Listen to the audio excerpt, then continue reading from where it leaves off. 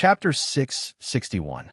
The death of 4 zombie kings attracted Meiba's attention. However, she only glanced at the area where Lu Chai and the others were, and continued to pay attention to Hitorigami, who was sucking the demonic god's power. At this moment, Lu Chai and the others took action. There is only one way to remove the demonic god's restriction, which was to destroy the formation. At this stage, they knew their own combat power. If they fought Hitorigami head-on, they would have no chance of winning. Only the demonic god had the ability to stop Hitorigami. Therefore, releasing the demonic god was the key. Under Lu Chai's lead, the wall-hanging squad began to advance. There was no doubt about the strength of the squad. After working together many times, they had developed a tacit understanding and were unstoppable as they advanced. However, the closer they got to the formation, the more pressure they felt. Not only were there zombie clan warriors all around, but there were also several zombie kings guarding in front of each formation maker. It was not easy to break through. Fortunately, Hui had 2 beginner ghost emperor zombie spirits to help Lu Chai share the pressure. When they were about to reach the formation maker, Meiba turned her head to look at them again. At this moment, she had no choice but to pay attention to them. If she did not, the formation maker would be killed by the players who broke through the siege. Thinking of this, Meiba looked coldly down below and waved her hand. Suddenly, the corpse hill in the distance spat out a dark red fog and entered the bodies of the zombie kings below. In a short time, the combat power of the zombie kings soared. The pressure on Lu Chai and the others increased. They could no longer move forward because breaking through by force would only lead to death. In Xiaoqi, who was observing the battlefield from afar, saw this and immediately said in the live chat channel, "Players above level 180, go to the coordinates 425, 251 and help Lu Chai and the others break through." As soon as In Xiaoqi's voice fell on the west side of the battlefield, Tang Mu, who was controlling the time flow to fight, had a grave expression. He immediately stopped waving his hands and turned to look at the time flow. "Protect me. I need to support them." The time flow, who had developed a basic level of intelligence, nodded obediently and went to Tang Mu's side. He looked at the surrounding zombie clan warriors with vigilance. At this moment, Tang Mu waved his hand and pulled out the thousands of threads entangled with the time flow. He then turned around and threw them at the surrounding zombie clan warriors. The surrounding corpse race warriors, who were entangled by the threads, suddenly found themselves unable to move. Then, under the disbelieving gazes of these corpse race warriors, they actually raised their weapons and slashed at their comrades. As a puppeteer, Tang Mu's puppets were not limited to the time machine. Anyone could be a puppet, including his opponents. At this moment, the silk threads in his hands were pulled out one by one, continuously capturing the corpse clan's warriors. He led the team and charged toward the area where Lu Chai and the others were. On the east side of the battlefield, Yi Chun, who was aiming at his target with squinted eyes, heard what In Xiaoqi said. He turned his head to look at his sister, Yi Shui, who was not far away. "Big brother's going to help. Hurry up and go help. I'll stay here and lead the guild." Yi Shui sent a corpse clan warrior flying with a kick. She then turned around and snarled at Yi Chun.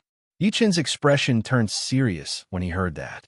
The blue bow in his hand turned into a spear surrounded by lightning. He charged out of the crowd and headed to the coordinates. Along the way, lightning curled around them. Occasionally, there would be a random critical strike. Even the ghost general level corpse warriors couldn't withstand it and were instantly electrocuted to ashes. Ever since he obtained the Galois Sex race weapon, the Sapphire Light, the weapon no longer restricted Yi Chen's performance. This special weapon that could transform into thousands of forms allowed him to switch between melee and long-range combat at will. At the center of the battlefield, "Brother, don't move. I'll help you take the hit. Brother, don't be afraid. I'll take the hit. Watch me pounce and block the attack." Yuan Fong, who had no ability to deal damage, was currently wandering around the area where the battle was the most intense. He blocked the attacks and damage for the other players. However, after receiving In Xiaoqi's order, Yuan Fong subconsciously looked at his level. He touched his bald head and revealed a trace of embarrassment on his face. However, after thinking about it, he still ran toward the coordinates. Along the way, he blocked the damage for the other players. As the strongest tank in the entire server, this was the only thing Yuan Fong could do. Such a situation could be seen everywhere on the battlefield.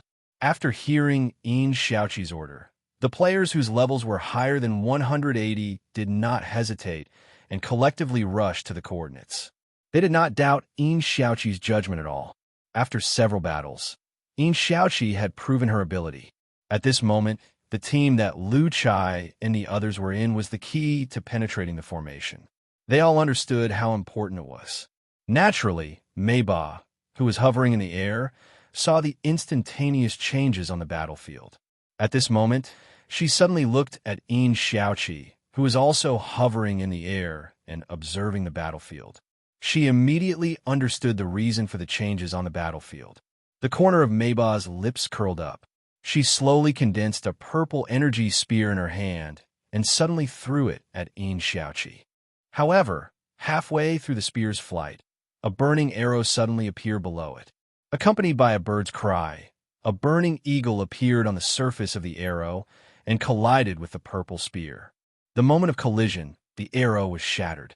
However, the purple spear's aim was also deviated. It continued forward and narrowly missed Yin Xiaoqi. Seeing that his attack was effective, Mo Lingtian revealed a smile on his face. He then drew his bow and aimed at Meiba. After accumulating power, he shot a flame arrow. Seeing that her attack was ineffective, Meiba was slightly surprised. She stretched out her hand and crushed the flame arrow that came at her. Then, she extended her right hand toward Yin Xiaoqi. As the purple mist appeared, she sensed Yin Xiaoqi's soul fluctuation. This was her talent, the power to control souls. Although she was Hitorigami's brother and sister, she had a completely different power from Hitorigami. This was also the reason why she was able to snatch Hitorigami's soul fragment from the demonic god. As she clenched her right hand, the soul power in her body vibrated and was instantly transferred to Yin Xiaoqi. Yin Xiaoqi felt a tightness in her chest, but this feeling dissipated in an instant. Under the protection of the artifact, her soul was immortal. Naturally, she was not oppressed by the power to control souls. At this moment, Meiba's face revealed a look of disbelief. The strength of Lu Chai and the others did not shock her, but she could not accept this. This was because she had never failed in this move, including when she slaughtered the Nether clan and faced their strongest clan leader. However, it had failed at this moment. Her eyes were filled with uncertainty. She realized that the situation was a little beyond her imagination. However, it was definitely not that easy to destroy the formation. Thinking of this, Meiba immediately turned to look at the corpse mountain below. With a wave of her hand, the entire corpse mountain turned into a dark red mist and surged toward the corpse clan warriors below. Roar! A large number of corpse clan warriors below roared at the sky. Their skin turned crimson, as if they were possessed. Their faces became ferocious, and their strength was greatly increased. Under such circumstances, Lu Chai and the others were forced to retreat instead of breaking through the encirclement. Forget about advancing. They could only retreat. F***CK. The corpse clan has gone crazy. I can't hold on any longer. Boss Lu Chai, try not to get hurt. Guzzi, who was in the team, shouted in the live chat channel with sweat dripping down his forehead. Do you think I want to get hurt? I can't hold on any longer. Lu Chai cannot help but roar. The meat shield is here. Catch! At this moment, a figure ran from afar. Lu Chai's eyes lit up when he saw this. He caught Yuan Fong, who was running toward him skillfully. Then, he grabbed Yuan Fong's legs and began to swing Yuan Fong. Damn it, come on, continue attacking. At this moment, Yuan Fong, who was being used as a weapon, felt the world spinning. His shiny head made a dong-dong sound in the collision. Boss Lu Chai, slow down. I want to vomit, hold it in. It's a matter of life and death. Don't tell me about such trivial things. Lu Chai swung even harder as he spoke. Yuan Fong, ugh. At this moment, Yuan Fong was in extreme pain. However, when he saw the mastery of his supernatural power increasing bit by bit on the interface, he was suddenly motivated again. He shouted in his heart, "Let the storm come harder!" However, it was impossible for Lu Chai to stop the Corpse Clan warriors that were coming from all directions by himself. Everyone present basically had the combat power of the Ghost King realm in the early stage. However, it was still difficult to resist the Ghost King realm powerhouses who were in a berserk state. The first to die was Guyu. He was pushed to the ground by a Corpse King while he was releasing his skills. When Lu Chai and the others reacted, it was already too late. Guyu was killed by the Corpse Kings on the spot. Fortunately, he had the soul praying wine with him at all times. Under the incredulous gaze of the surrounding Corpse Clan warriors, Guyu was resurrected on the spot. He conveniently glared at the Corpse King that had just pushed him down, causing him to be entangled with extreme negative emotions. "Boss Lu, all of you retreat first. The main force of the Corpse Clan on the battlefield is gathering towards you. Attack from another direction." In Xiaoqi's voice rang in the team's live chat channel. "All right." Lu Chai immediately responded. He then turned his head and roared, "Ao Jian, I'll cover you. Break through from another direction." Ao Jian did not reply. He immediately turned around and performed a sword gesture. The 9 spiritual swords that were floating in front of him suddenly shot out and began to clean up the Corpse Clan warriors that were charging at them.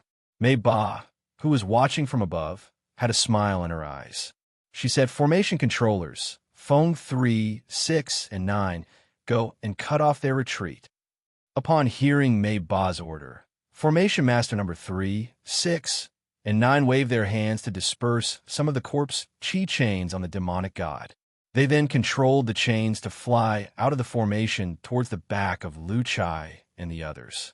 Under the gloomy gaze of Lu Chai and the others, hundreds of fog chains were inserted behind them, blocking their way. At this moment, the corner of Mei Ba's mouth curled upwards. At this moment, the demonic god was much weaker. To her, losing a few sealing chains was not a big deal. This time, she not only wanted to destroy the demonic god, but also the backbone of the player clan. Under such circumstances, Lu Chai and the others gave up on the idea of retreating. Come. It's time to fight for our lives. Have you guys bought the nutrient solution?" Lu Chai turned around and asked Guyu and the others. "I bought it for 3 months.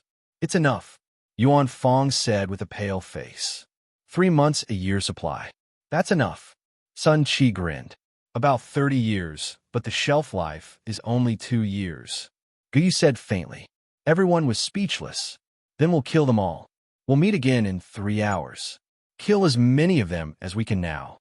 Lu Chai roared and smashed Yuan Fong towards the Corpse Clan warriors. He then clenched his fists and prepared for a bloody battle. At this moment, Lu Chai gave up on defense and prepared to lead the others to attack.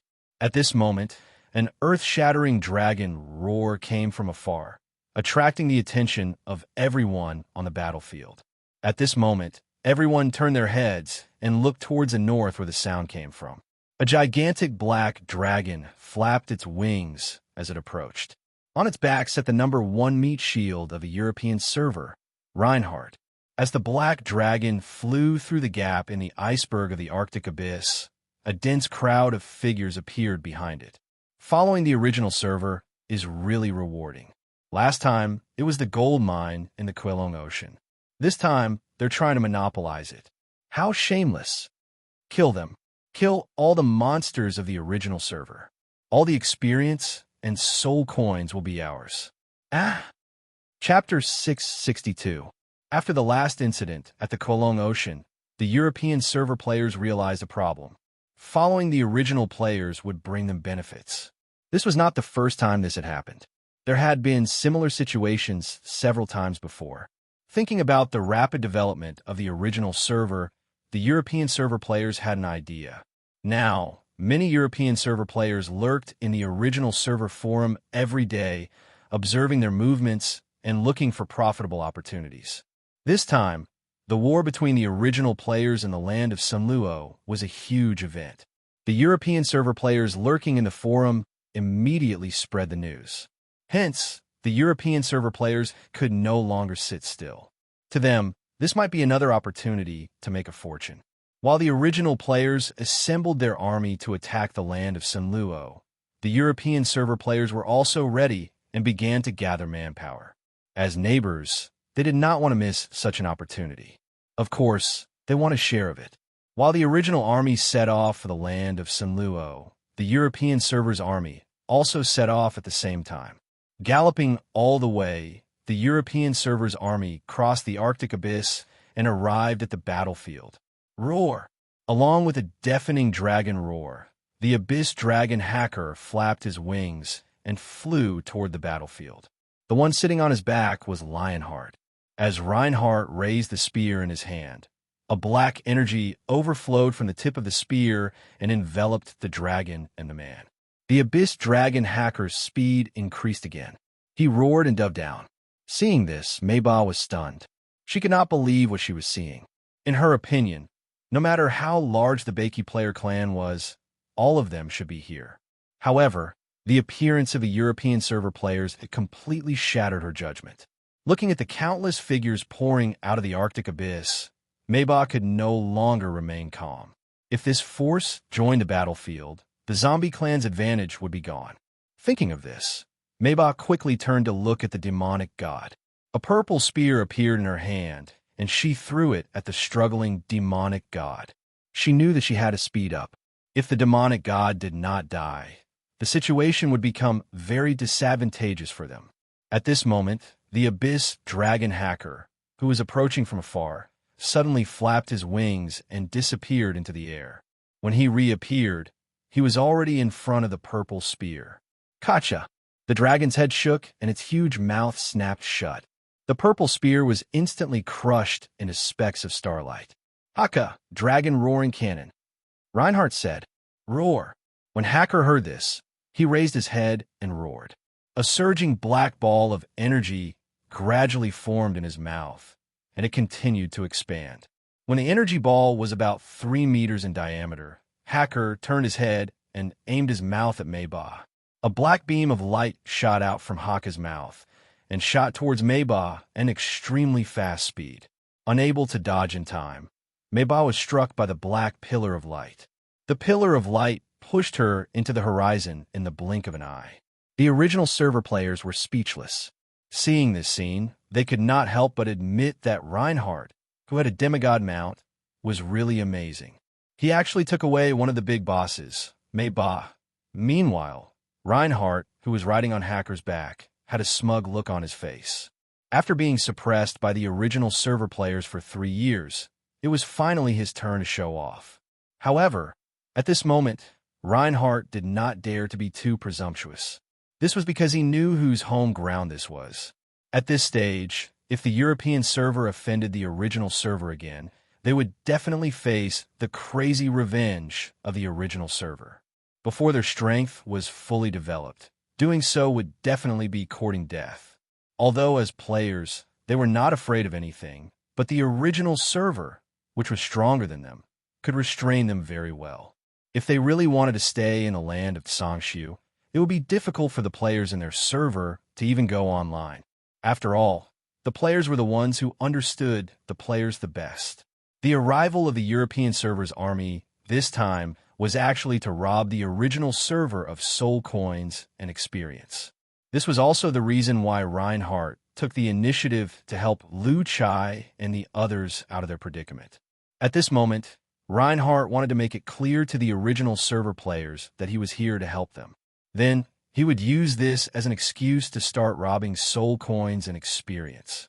Thinking of this, Reinhardt turned his head to look at the demonic god, who was trapped in place. Then, he patted Hacker's back and said, Hacker, break the formation. Hacker heard him and nodded. Then, he immediately swooped down toward the people who had set up the formation. However, just as Hacker was about to land, his body suddenly trembled. Then he hugged his head and fell to the ground with a loud thud. What's wrong? Seeing this, Reinhardt immediately asked, My head hurts, my head hurts. Hacker hugged his head and replied with a pained expression. Reinhardt immediately opened Hacker's status bar and immediately discovered that Hacker was suffering from a mental curse. However, before Reinhardt could do anything, A purple spear shot from afar and suddenly hit Reinhardt in the chest. Reinhardt could not react in time, and his body was pierced by the purple spear. His body was carried into the sky, and his HP was reduced by more than half. Horrified, he did not hesitate at all. He decisively activated his unity of man and mount skill, and his body suddenly returned to Hacker's back.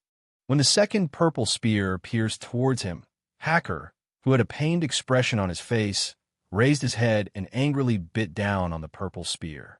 Then he flapped his wings and charged towards a figure in the distance. Seeing that Meiba was restrained by Reinhardt, the pressure on Lu Chai and the others suddenly lessened. Although the surrounding Corpse Clan warriors were still not easy to deal with, without Meiba's command, the cooperation of these Corpse Clan warriors was much weaker. It was relatively easier to resist when they were unconscious. As Tang Mu, Yi Chun, and the others arrived one after another, Lu Chai finally decided to continue advancing. Lu Chai, who was carrying the number 1 meat shield in the entire server, turned into a super meat shield with the help of Sun Chi. He began to charge at the back of the battlefield. The European server's Iron Cavalry Regiment also arrived at this moment. Following the command of the chief commander, Li Xing, they simultaneously activated the charge skill. Black streams of light flowed in all directions. The European server's Iron Cavalry Regiment's speed increased, and they suddenly charged into the battlefield. At this moment, the pressure on the original server players was greatly reduced. After the European server's Iron Cavalry Regiment crashed into a wave of Corpse Clan warriors, they turned to look at the surrounding original server players. Original server brothers, don't misunderstand. This time, we're here to help. Don't attack us. We're on the same side. We're on the same side. Don't attack. I'm here to help. Brother from the original server, I have a lot of HP. I see that your team's meat shield is already dead. What do you think of me? In order to prevent the original server players from smashing their heads in the battle, the European server players immediately made their stand clear to the surrounding players after they rushed into the battlefield. Seeing this scene, the original server players were speechless. However, when they thought that the demonic god was about to die and that time was running out, they immediately acquiesced to the European server players' sudden entry into the battlefield. As the European server's necromancer and other players of other professions rushed into the battlefield, a common voice channel was opened in the battlefield at this moment. Son, friend from a European server, do you have a cleric? Our team's wood spiritual descendant is dead. We need a strong healer. Level 140 European server cleric, please find a strong damage output team, the kind that can efficiently clear monsters and level up. The team is lacking a meat shield. Get a knight brother of level 150 and above who has passed the Ghost Commander trial to help take the damage. Coordinates 231. 256 were lacking damage output. Get close and long-range attackers. In the face of the powerful Corpse Tribe army, the original server players finally agreed to cooperate with the European server players and were willing to let them have a share of the loot. Therefore, various shouts were heard in the live voice channel. Many of the original server players who had already been separated from their teams began to form temporary teams. At this moment, the European server players were also quite excited. They hurriedly took the opportunity to mix into the original server's team. After all, in a team, the income of experience and soul coins was evenly distributed to every player. If they could mix into a team or small team that could kill monsters efficiently, the efficiency of leveling up and earning soul coins would definitely be greatly increased. Therefore, they quickly opened the team list and began to apply for various kinds of teams. Therefore, the common voice channel was filled with the cursing voices of the original server players. Trash, you're only level 30 and you want to apply for a team? Get lost, there's no more spots. Get a long-range attacker above level 120. I want a cleric, not a berserker. Please read carefully before you apply. Requirement: level 150 and above. Do you understand? Level 150, not level 50. Newbie, get lost. What our team lacks is a super tank. What are you clerics doing? Hurry up and go to other teams. Don't apply. I want 2 necromancers in the team. Requirement: level 150 and above. Expert players who have passed the Ghost Commander trial. Hurry up and join the team. Kill at least one Corpse Tribe warrior every minute. Under the oppression of the Corpse Tribe army, the players of the two servers who had always been enemies started to cooperate. As new teams were pieced together, the combat power of the players began to soar. Finally, they were able to resist the oppression of the Corpse Tribe army and began to advance forward bit by bit. In terms of level, the original server players were generally higher than the European server players. Therefore, the players who had mixed into the original server's team experienced what it meant to kill monsters efficiently. Seeing the increase in experience and soul coins, they felt a sense of comfort in their hearts. Therefore, they put in more effort to output damage or heal, afraid that they would be kicked out of the team and lose an opportunity to level up efficiently. As time passed, the combat power of the player camp continued to increase with the emergence of more and more new teams. The mix and match of various professions produced very good results. For example, the necromancers of the European server had many debuff spells and curse spells that could effectively weaken the enemy's defense and movement speed. This allowed the original server players to kill more efficiently. With the combination of various professions, the combat power soared. This was something that the original server players did not expect. The disdain in their hearts gradually faded. They began to lead the European server players toward the area where the demonic god was. The operation to save the demonic god had reached a climax with the sincere cooperation between the two parties. Seeing that the original server players did not attack the European server players, Li Xing, who was the chief commander of the European server, heaved a sigh of relief. When he was preparing to lead the European server players to the Sinluo domain for a share of the loot, what he was most afraid of was being attacked by the original server players. Moreover, the European server would not be able to withstand the revenge of the original server players. This kind of cooperation was exactly what he wanted to see. At this moment, he also gave up his right to command and led the members of his guild into the battlefield. In a chaotic battle, the balance of victory began to tilt towards the players. Chapter 663. The arrival of the European server's players was a great help to the original server's players. With the tables turned, the players unleashed unimaginable combat power, and the army of players began to advance. For experience points, for soul coins, and for the demonic god. This situation was beyond Mayba's expectations, but it was difficult for her to change the situation. Facing the Abyss Dragon hackers close combat, she was having a hard time. She, who had just reached the demigod level, could only dodge the furious Abyss Dragon hacker's claws. She did not dare to fight him head-on. She shuttled back and forth in the air, unable to escape. Shadow Charge. At this moment, Reinhardt, who was sitting on Hacker's back, suddenly activated his ability. A dragon shadow appeared on the surface of Hacker's body.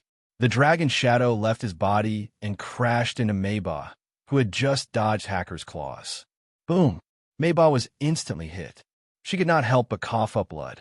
Her body stopped in the air and could not stop shaking. Seeing this, Reinhardt clenched his fist in excitement. As a Dark Knight, the stronger his mount was, the greater the amplification of his abilities. This Shadow Charge required the mount as the source of power.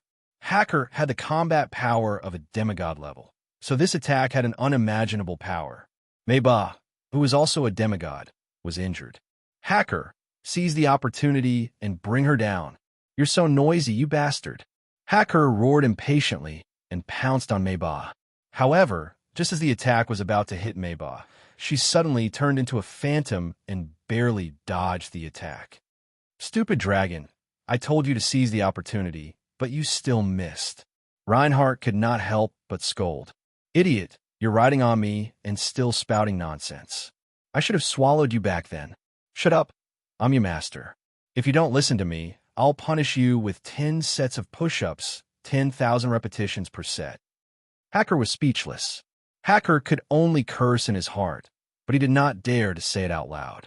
He could only follow Reinhardt's order and continue to chase after Mayba. After being injured, Mayba's speed became slower and slower. The pressure on the Abyss Dragon hacker increased greatly. However, she still didn't give up. After dodging another bite, she steadied her body and let out a shrill scream.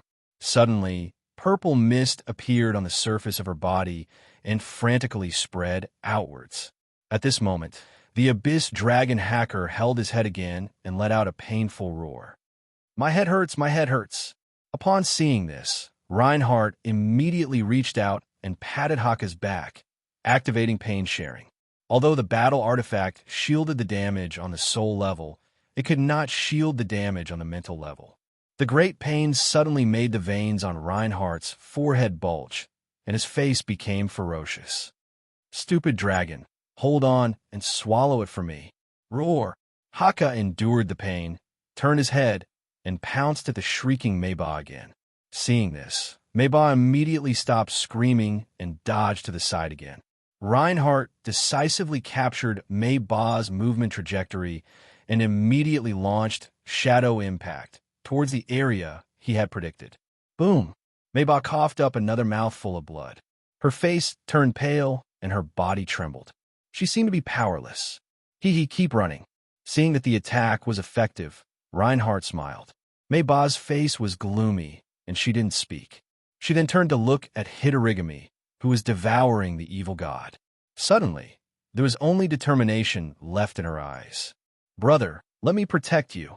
As soon as she finished speaking, Meiba's pupils turned purple, and her body started burning. She burned her soul. At this moment, Meiba made her choice. "Ah!" With a long scream, the purple mist suddenly spread outwards with her as the center, covering half of the battlefield. At this moment, Haka, who was in the center, suddenly fell from the sky. Many players below were also hit by this mental impact. Caught off guard, they subconsciously covered their heads and began to roll on the ground. "My head hurts, my head hurts." As her soul continued to burn, blood flowed out of Meiba's pupils, but she still did not stop screaming. Half of the battlefield was under her control. This time, Meiba was extremely determined. Before death approached, the image of her brother, Hitorigami, carrying her on his back and struggling in the snow, kept appearing in her mind. "You never abandoned me. Brother, this time, let me protect you. Even if your opponent is a god, I will kill him." At this moment, Meiba turned into a purple sun. The purple light engulfed the ground and flew towards the evil god in the formation. "Ah!" The scream grew louder as her soul burned. Even though the players blocked their sense of pain, their trembling bodies were still unable to move. They could only crawl on the ground and watch as Meiba rushed towards the evil god. When Meiba's body came into contact with the evil god, the surface of the evil god's body burned with purple flames. The spiritual and mental impact instantly broke through the evil god's soul defense and rushed into the depths of the evil god's soul. This caused the evil god to scream in pain. At this moment, Meiba's soul also left her body. She rushed towards the depths of the evil god's soul with the conviction that she was going to die with him. Breaking through the layers of soul defense, Meiba arrived in front of a burning pupil god seal. She pounced on it without hesitation. "As long as my brother is alive." This was Meiba's last thought. Then, she closed her eyes. However, the moment she came into contact with the evil god seal, the burning flames on the surface of Meiba's soul suddenly extinguished. At this moment, Meiba saw an image. An unimaginably huge, broken body of an ancient god stood on the ground. The image continued to move forward. The body stood there for an unknown amount of time before it slowly collapsed. At this moment, the heavens and the earth changed. The ancient god's body began to evolve rapidly. Mountains, rivers, flowers, and trees. Countless new lives were born on his body. They multiplied continuously and gave birth to many different races. Later on, there were even creatures that ascended to godhood on his body and entered the ranks of the underworld gods. As the body continued to evolve, it finally turned into the first great realm of the underworld, the great realm of hell. The ancient gods who had learned the spells from his body called the spells Naraka realm and passed down a taboo to their descendants. It was a legend about a divine seal with a burning pupil. These ancient gods knew that the god that evolved the great realm of hell would return sooner or later. Even if his soul was destroyed, the god seal would not be destroyed. He would return on the path of reincarnation. This ancient god was the one and only divine king in the great realm of hell, Xitigarbha. Mei Ba's soul trembled uncontrollably. At this moment, she knew who her brother had offended. It was a reincarnated divine king. It was impossible for her to use her soul to fight against the god seal. At this moment, countless negative emotions rushed out of the burning god seal and entangled Mei Ba's soul. Mei Ba let out a painful scream. However, it was useless. She was completely submerged in the power of the loss. She could not escape or resist. Boom! The god seal shook. Mei Ba's soul was ejected from the depths of the demonic god's soul and flew back into her body. Bang!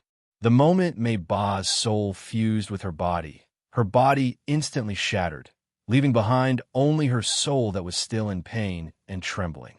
At this moment, the demonic god opened his blood-red eyes. Negative emotions gushed out from his eyes, causing the people who had set up the spell to freeze in place. Their bodies began to tremble, and tears flowed down their cheeks uncontrollably. The power of the negative emotions had completely exploded. Once again, the demonic god lost control and reverted to the way he was when he was chasing after Hitorigami. In Lu Wu's previous life, the Northly god had spent a long time suppressing and wearing him down. At this moment, he was the real demonic god. Deep in his heart, there was only evil and endless killing. Roar! With a loud roar, the god seal on the demonic god's forehead shone brightly. The bodies of the people who had set up the spell collapsed in an instant. At this moment, the demonic god punched Hitorigami in front of him and stood up. The seal chain broke inch by inch. The demonic god had completely liberated himself and was no longer under anyone's control. Then, he looked at Hitorigami, who had fallen to the ground. Although he had lost his consciousness, the hatred he had for Hitorigami had never faded. Hence, Hitorigami became his first target to vent his power on. The blood-red fist seal filled the air. Hitorigami's body was frozen in place, continuously enduring the demonic god's violent attacks. A bloody mist appeared continuously. Hitorigami's body collapsed bit by bit, turning into a bloody mist that scattered all over the world. Having lost control, the demonic god's strength had increased tremendously. Hitorigami could not withstand it all. In the end, his body was completely destroyed, leaving only his soul behind. At this moment, the demonic god's blood-red eyes looked down at the Corpse Clan army and the players. The players were speechless. Just as the demonic god was about to attack, a large brass bell descended from the sky and suppressed the demonic god, locking him in place. The furious demonic god started to pound on the golden bell, producing a loud dong-dong sound. However, the brass bell did not budge. No matter how the demonic god attacked, it was of no use. Seal! With a long sigh, the golden bell suddenly shrunk, pressing down on the demonic god's body. In the end, the demonic god's body was only about 10 meters tall. At the same time, the burning god seal on his forehead gradually disappeared. Finally, he passed out. After that, the brass bell suddenly disappeared, as if it had never been there. The sudden death of Hitorigami and Mei Ba was obviously unexpected by the Corpse Clan army. At this moment, they were completely panicking. They could be unafraid of death, but they could not afford to lose Mei Ba, who was like their backbone. At this moment, the Corpse Clan army woke up from their frenzied state. However, what welcomed them was the merciless slaughter of the players. Although they did not know what had happened, the players knew that they could not give the Corpse Clan a chance to catch their breath. They would destroy them in one go. There was no need for any mercy. From Yu Hong, the only surviving member of the Netherworld clan, the players understood the history of the Sanluo region. They had long understood the rules of survival in this world. The Corpse Clan had ended the history of the Netherworld clan and started a new chapter in their own history. At this moment, the players would end the history of the Corpse Clan and start their road of conquest. This game was named Battle. War was the main theme, and it had never changed. At this moment, the players from the original server and the European server pushed the war to the end of the Corpse Clan's history. Right or wrong was no longer important. All they needed to do was to kill the enemies in front of them and pave a way for the future of this road of conquest. Chapter 664. The demonic god's uncontrollable state only lasted for a few minutes, but he managed to destroy Meiba and Hitorigami's physical bodies, leaving only their souls behind. Although the demonic god's divine seal was sealed by the great emperor of Dongyu to protect them, the outcome of the battle between the players and the zombie clan was already decided. After losing Hitorigami and Meiba, the zombie clan's warriors seemed to have lost their backbone. Facing the joint attack from the original server and the European server, it became extremely difficult for them to resist. However, at this moment, the players suddenly noticed a strange scene in the sky. In the distant sky, two spheres, one red and one purple, slowly appeared, shining brightly. One of them was born from Hitorigami's disintegrated body, while the other was born from Meiba's disintegrated body. The two spheres slowly approached each other and began to revolve around each other. Although the players knew that souls existed after death in this game world, it was their first time witnessing a soul materializing. At this moment, the sky above the battlefield suddenly shook, and a spatial rift was torn open. "Ha ha! I finally found you, the descendants of the zombie god." Accompanied by a roar, an arm covered in white fur extended from within and slowly grabbed the two spheres, one red and one purple. Seeing this, the players were stunned. They could not understand how the giant arm appeared. However, all the zombie kings on the battlefield flew into the sky in a frenzy, trying to protect the two soul spheres. To the zombie clan, the destruction of their physical bodies was never the end. Meiba had researched many zombie techniques for the zombie clan, and they could use these zombie techniques to help Meiba and Hitorigami assemble new physical bodies. However, if the main body soul was gone, then it would be gone for good. At this moment, the giant arm in the sky suddenly shook, and the approaching zombie king's bodies suddenly collapsed in the air. I didn't expect the zombie clan to have so many descendants again. Very well, I'll let you become nutrients for my children. As the voice fell, the thick arm suddenly grabbed the two soul and physical jewels, then retracted back into the spatial crack. Immediately, the spatial rift expanded rapidly. Countless gorilla-like creatures that were 5 meters tall and had dark red stripes on their bodies leaped out of the rift. Seeing the zombie clan on the battlefield, these creatures were very excited. They roared and ran toward the battlefield, reaching out to grab the zombie clan warriors and began to eat them alive. The original server players? The European server players were dumbfounded. At this moment, the players were dumbfounded. The sudden kill stealing caught them off guard. After a brief silence, the players rushed towards the creatures. From the players' point of view, even if the Corpse Clan deserved to die, they deserved to die in their hands. Moreover, the corpses of these Corpse Clan warriors were of great use to them. They were all soul coins. Now, these gorillas actually dared to kill Steel. This was too much. Hence, the players from the original server and the European server gave up on exterminating the zombies. Instead, they decisively targeted the creatures that had just joined the battlefield. At the center of the battlefield, when hackers saw these ape-like creatures, a terrified expression appeared on his face. "Haka, what's wrong?" Reinhardt asked immediately. "This is a devil ape, a citizen of an ancient god in the Great Hell Domain." At this point, Hacker retracted his wings with a fearful expression. When he thought of the hairy white arm, Hacker had already guessed who had torn open the crack in space. Other than that ancient god, who else could it be? Who is it? Is it very strong? Reinhardt asked curiously. It's more than strong. The honorable devil ape occupies half of the second realm of the 18 realms of hell. It's a well-deserved top-notch powerhouse in the Great Hell Domain. At this point, Hacker's body trembled. The honorable devil ape was a creature that even the ancient underworld dragon king of the netherworld dragon tribe did not dare to provoke. To Hacker, it was one of the taboos. At this moment, His heart was filled with fear. Then why isn't he staying in the great hell domain? Why is he here to kill steel with us? Is he crazy?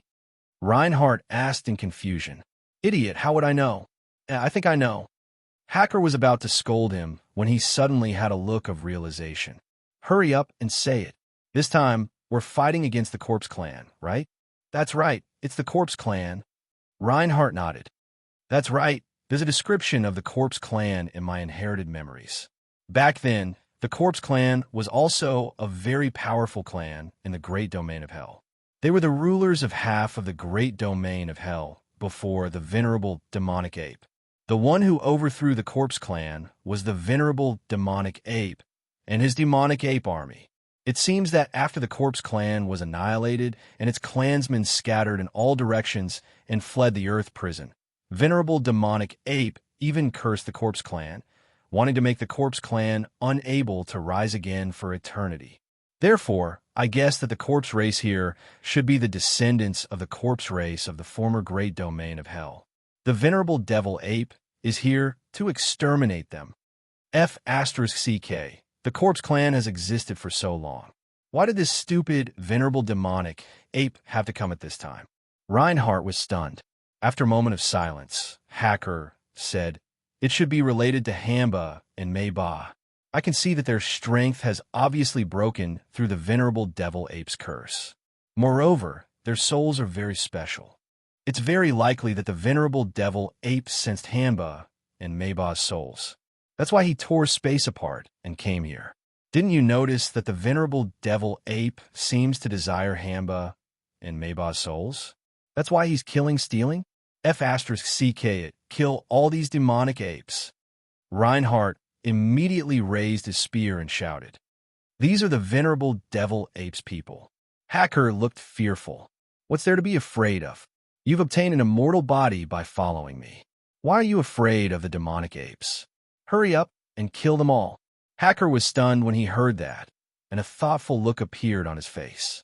After a moment, Hacker slapped his thigh in realization.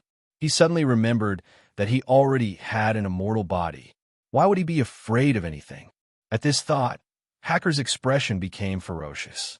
Then he flapped his wings and pounced on the demonic ape army. Roar! What are you roaring for? Hurry up and kill them. Roar! At this moment, Reinhardt led the Nether Dragon Hacker and pounced on the demonic ape army that was continuously surging toward them. Although the players were pouncing on the demonic ape army, the demonic apes didn't care about the players at all. They were excitedly devouring the corpse warriors nearby. Upon seeing this, Yin Xiaoqi, who was hovering in the air, had a solemn expression. She immediately activated the analysis function and scanned a demonic ape. Demonic ape, Ghost King Pinnacle. Creature details, a top-notch creature in the second realm of Naraka. It has an extremely strong body and is born with the strength of a Ghost Supreme Commander Peak. It is the descendant of the venerable demonic ape, the ancient god. The first-generation demonic ape grows by devouring the bloodline power of the members of the Corpse Clan. It has evolved to have a stronger body than the Corpse Clan. It has great potential. Creature characteristics, violent, gluttonous creature status, growth stage. Yin Xiaoqi frowned when she saw the demonic ape's analysis menu. They were born with the strength of a Ghost Supreme Commander Peak and had great potential for growth. To Yin Xiaoqi, these demonic apes were simply super creatures. At this thought, Yin Xiaoqi's gaze swept across the demonic apes. Just as she had expected, these demonic apes were generally at the Ghost King realm. There were even quite a few at the Ghost Emperor realm. This was not something that the players could fight against at this stage. At this moment, she gave up on commanding and spoke in a live chat channel. These demonic apes are very strong. Everyone, move in groups or small groups. The commanding battle is over. At this moment, the players had actually realized how terrifying these demonic apes were. Not only were they extremely strong, but their body's defense was also ridiculously strong. They were simply moving tanks with shocking destructive power. However, the players were not afraid at all. To them, the stronger the opponent, the higher the reward. Killing one was a huge gain. They just had to kill it, and that would be it. Faced with the demonic ape army that was unscrupulously robbing the monsters, the players began to attack. They gathered from all directions and began to select the demonic apes that they could fight against using their analysis ability. Relying on their teamwork, they began to kill the demonic apes. Faced with the constant harassment of the players, the surrounding demonic apes seemed to be infuriated. They began to attack the players nearby. The strength of these demonic apes was extremely terrifying. It was especially so for a few giant demonic apes with white stripes on their backs. They already had strength close to the Ghost Emperor peak. They could split mountains and rocks with just a lift of their hands. A large number of players dispersed into black fog during the battle. At this moment, the players were feeling rather depressed. This was because the combat strength of these demonic apes was too strong. Moreover, their vitality was extremely tenacious. It was very difficult to kill one of them. However, it was impossible for them to give up. If one team couldn't do it, they would add another team. If that didn't work, they would add another team. On the battlefield, a large number of players began to form teams and continued to fight the demonic apes. However, the players were not stupid. They specifically targeted the weaker demonic apes. Even if the surrounding demonic apes attacked them, the players would fight with their lives if they targeted one demonic ape. They didn't care if the surrounding demonic apes attacked them. Exchanging lives for lives. This was the strategy that the players used at the beginning of the server's launch. Faced with such a powerful creature like the demonic apes, the players felt that there seemed to be no other way to use this strategy.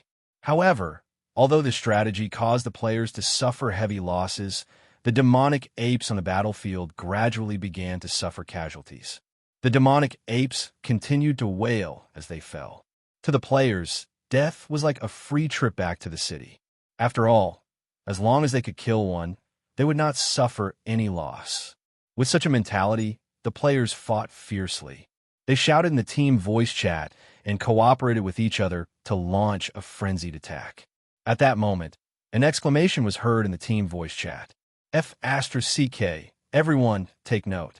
The soul coins and experience from killing the demonic apes aren't important. Their bodies are the treasure. I just killed one with the team. After the black fog swept through, the demonic ape dropped a bunch of good stuff. Take a look. Screenshots of the 4 items attached. Demonic ape skin, rank 6 special material. Material details, used to create leather armor and defensive equipment above level 200. Can effectively reduce damage received and provide partial mana immunity. Material quality, 87, demonic ape tusk, rank 6 special material. Material details, used to forge weapons and special tools. Has a level 6 sharpness rating. Provides partial armor-piercing effect. Material quality, 128, demonic ape eye. Rank 6 special material. Material details. This material can be provided to apothecary players to refine a special elixir called demonic eye. Provides permanent vision enhancement. After taking it, the body will develop resistance. It can be used for a maximum of 6 to 10 times. Subsequent uses will be ineffective. Material quality, 92 demonic ape heart. Rank 6 special material. Material details. This material can be provided to demonic chef players to cook special spiritual food.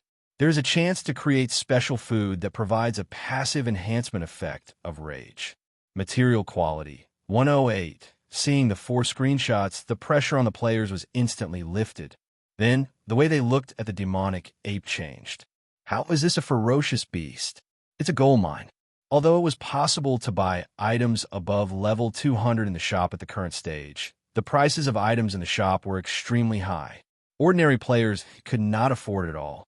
Making one's own equipment could save a lot of money. Moreover, apart from Tonghua, there was also a group of blacksmiths in the Mansion of the Dead who had the ability to forge equipment above level 200. They could gather their own materials and let them forge their own weapons and equipment above level 200. That way, they only needed to pay the processing fee. Thinking of this, the player's eyes turned red. Gorilla, eat my hammer. I want your teeth. Whether I can get a new weapon depends on you. Skin, I'm going to skin it. Spring is here for us brutal assassins. The demonic eye is simply the best enhancement tool for us sorcerers to build elemental turrets. Leave the eyeballs for me. The live chat channel was in chaos. At this moment, the players were full of fighting spirit. In a situation where death was no longer a threat, the temptation of benefits was maximized. The players immediately rushed towards the demonic ape and launched a frenzied attack. Every time a demonic ape was killed, cheers would be heard in the group live chat channel. The sense of accomplishment of defeating the boss and reaping the rewards had completely diluted the pressure caused by the large number of players dying. The joyous atmosphere rippled in the battlefield. Every player's face was brimming with smiles, especially when they killed the demonic ape and picked up the materials. That kind of joy was like hitting the jackpot. One after another, the demonic ape army died under the continuous attacks of the players. At this moment, the demonic ape army was completely enraged. They completely abandoned the corpse tribe army and began to attack the players. This time, the players could no longer withstand the attack. Under the frenzied massacre of the demonic ape army, more than 80% of the players on the battlefield returned to the city for free. However, compared to the rewards, many players were still very happy even before they were killed. At this moment, in the center of the battlefield, the demonic god who had fallen into a deep sleep suddenly opened his eyes. The hostility in his heart was suppressed. At this moment, the demonic god was no longer as crazy as before. He looked very confused. Demonic god boss, you're awake? At this moment, Sun Chi, who was beside him, withdrew his hand from the demonic god's body. He stuck out his tongue and panted heavily. Where's Hitorigami? As if he had thought of something, the demonic god's expression became extremely solemn. Dead. Meiba is also dead. They were all beaten to death by you. It was a very cruel kind. Sun Chi replied immediately. Dead? Good. Where are their souls? At this moment, a sinister smile appeared on the demonic god's face. In his opinion, death was still too light. He had to make Hitorigami suffer endless torture to vent his hatred. Upon hearing this, Guyu, who was standing at the side, had a strange expression on his face. He then pointed at the crack in the sky and said, Demonic God Boss, the souls of Hitorigami and Meiba have been captured by a strange hand. That fellow seems to be very strong. The demonic god was speechless. Looking at the demonic god's shocked face, Guyu, Lu Chai, and the others all had sympathetic expressions on their faces. After all, the process of the demonic god's revenge was too complicated. He was so close to success this time, but his plans were disrupted by an external force. I killed his entire family. Hitorigami is mine. Looking at the crack in space, the demonic god could not help but curse. Meanwhile, Guyu and the others nodded in agreement. Although they could not defeat the demonic ape army at this stage, they would remember this grudge and seek revenge sooner or later. Chapter 665. Watermelon_Taro replied to reading_book_breaker. Awesome. Now I found an area with new equipment. When I reach level 200, I'll use these demon apes to get a new set of equipment. I've just passed the Ghost Commander's late-stage trial, and I'm going to attempt to become a Ghost General. 6. If there's a grudge, we usually take revenge on the spot. If it doesn't work, I still want to do it on the spot.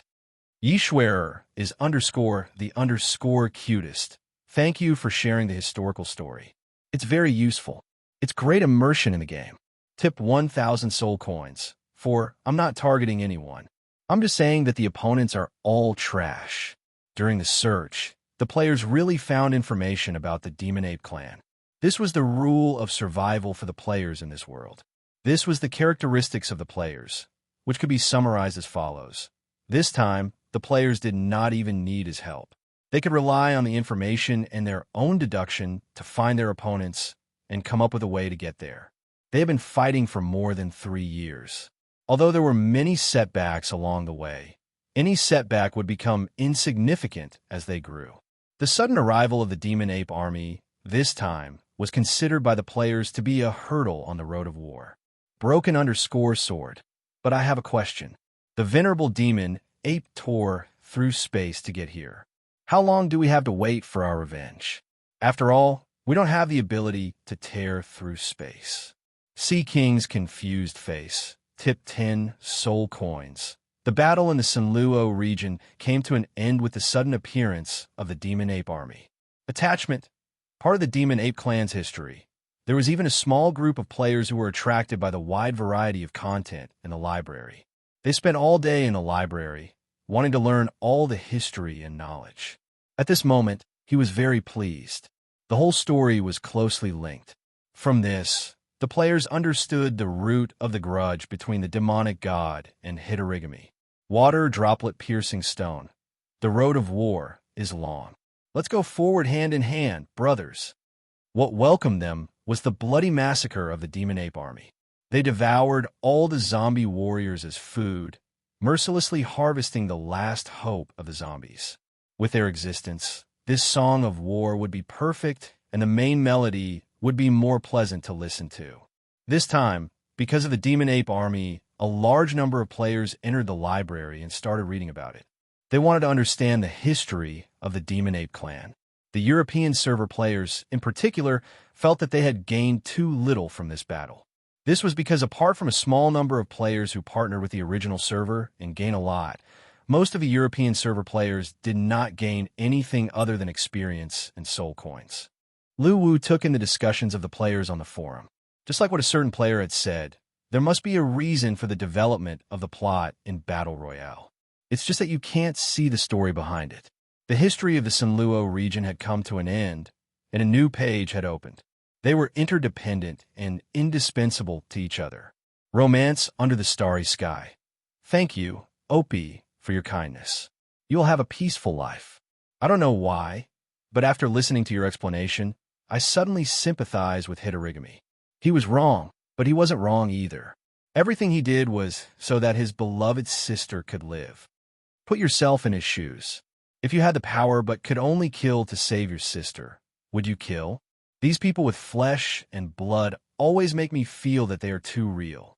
It's all the F*King official's fault. A game is just a game. Why do you have to depict the backstory of every character? It was precisely because the players treated Battle Royale as a second world that they had developed and dabbled in various industries. This post was very good at popularizing the relevant knowledge.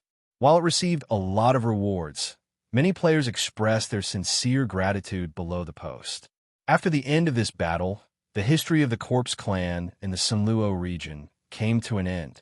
The few members of the Corpse Clan who were lucky enough to escape would not be able to make a name for themselves. 2. I just want to kill all of you, or be killed by all of you. The only thing these members of the Corpse Clan could do was to leave this land of trouble and head for the outside world in search of a slim chance of survival. Although they had gained a lot from this battle, the players from the original server and the European server were still very dissatisfied. The wheel of history rolled mercilessly over this section of the road and rolled to a new chapter. Bookbreaker. OP. Actually, I've done some research on this. What you might not know is that among the dungeon teleportation points in the Mansion of the Dead, there's a dungeon that leads to the land of Naraka. However, the location is in the first region of the land of Naraka. It's a chaotic area with no camps and no resources.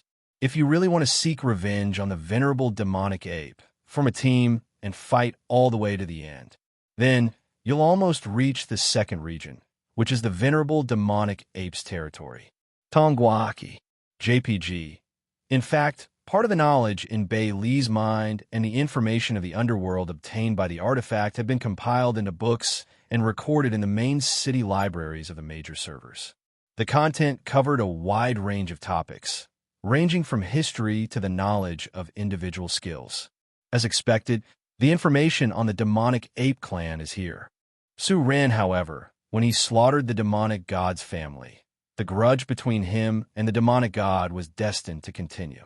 However, even without the players, the fate of the Corpse Clan could not be changed.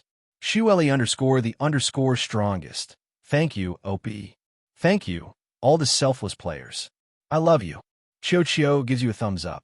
JPG. For the players, revenge was never a trivial matter. Invincible_loneliness. Thank you, OP, for letting me understand the story behind the demonic god and Hitorigami. There's a reason for it. Tipping 1,000 soul coins. This post quickly became a hot topic, and it also solved the confusion in the minds of many players.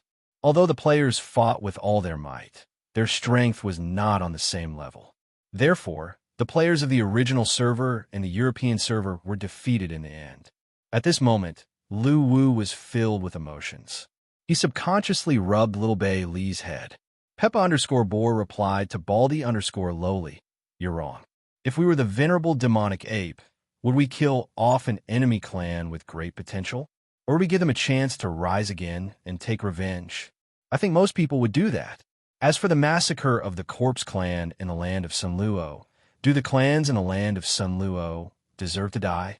It has nothing to do with right or wrong. It's just a standpoint. Of course, I know you're still young just by looking at your ID. You'll understand when you grow up." Both the original server and the European server had their own main city libraries. This was the best place for them to search for information. They looked down from the sky above the mansion of the dead through the artifact. Leaves, it was the same for the original server players. Perhaps they would all die during the long journey. Or perhaps they would change their clan's name in a brand new region. After lying dormant for a period of time, they would rise again and write in new glory. This time, with the enthusiastic help of a player who was determined to compile the Battle History Compendium. Many players responded to the call and quickly found the information of the demonic ape clan for the majority of the players. The players of the European server might feel helpless against the original server players who also had the ability of immortality, but they would not yield to the external forces. They all expressed that they had to take revenge. First, life and death are indifferent. Fight if you're not satisfied. Content. We were commissioned by the major guilds to look up information about the demonic ape clan. Fortunately, we did not fail our mission this time. We have compiled the history and evolution of the demonic ape clan and recorded an explanatory video. As for the life players, adventure players, and even the players in the library who wanted to write the Battle History Compendium, they were the accompaniment. Since the hatred had been formed, the players began to study how to take revenge. Crayon Shinchan, didn't you notice something? The venerable demonic ape came from the land of Naraka. Isn't that the territory of the sons of the Naraka server? I found out that the Blue Valley ruins occupied by the players of the Naraka server is in the third region of Naraka. It's only 3 times the distance of Beiki from the second region. It's not too far, but it seems that this bunch of trash can't even get out of the Blue Valley ruins. There's no hope for them. Laughing emoji. 7th, there's no problem that can't be solved in 3 hours. If there is, then add another 3 hours or unlimited plus 3 hours. OP, read more than 10,000 scrolls. 20, the story of the players continued. Although the Battle History Compendium was the main theme, the accompaniment was equally important. From the explanatory video in the post, they learned that the demonic ape clan came from the land of Naraka. They also learned about the Corpse clan's decline from its peak to its desolation. In the end, they were killed by the venerable demonic ape and their clan began to wander. Cake Superman, Naraka, replied to Crayon Shinchan, "It's fine that you're causing trouble in the Naraka server forum, but you're also secretly calling us trash behind our backs. I hope to see the day you're found as soon as possible, you bastard blood-dripping knife." JPG. From this, they also understood why the Corpse clan had always been hiding in the land of Sunluo despite having such great potential, and only rose to power now. Crayon Shinchan. Awesome. I've been flipping through the library for 3 days, but I didn't find anything. It's mainly because there are too many books. We really need a professional history investigation team. From now on, I'll make you the leader of the Battle History Investigation Team. Laughing emoji. It turned out that the Corpse clan had always been carrying the curse of the venerable demonic ape. The reason why Hitorigami was killing everywhere was to condense the blood source and break the curse on his sister. Because of this, many players would seek help from the library when they encountered problems that they couldn't solve. Third, what's others is mine, and what's mine is still mine. A large wolf dog. This twisted world needs us to straighten it out. Only we can save this world and let them live happily like Tongwa. I'd like to thank the players who worked hard to find the information this time. The list is as follows: 300 people. Bald lowly. After watching the video, I want to say that all the mistakes should be blamed on the venerable demonic ape. He had already killed all of them, so why did he still curse the Corpse Clan? That's why Hitorigami killed so much to break the curse on his sister. The venerable demonic ape had gone too far. The player's potential had exceeded his expectations again and again in the formless growth mode without any restrictions on freedom. However, this was not a problem for the players. Fifth, when we go crazy, we even beat our own people. President of the Demolition Officers. The original poster is a good person. I'm looking forward to the battle history that you've compiled. I hope to see it in my lifetime. If it doesn't work, let my children burn it for me. Laughing emoji. Tipped 1,000 soul coins. However, since the demonic ape army tore through the space tunnel, the players had no idea how to find him at this stage. After that, the players set up a discussion group on the forum and began to share the information that they had learned. Finally, they compiled the information into a guide and posted it on the official website. Chapter 666.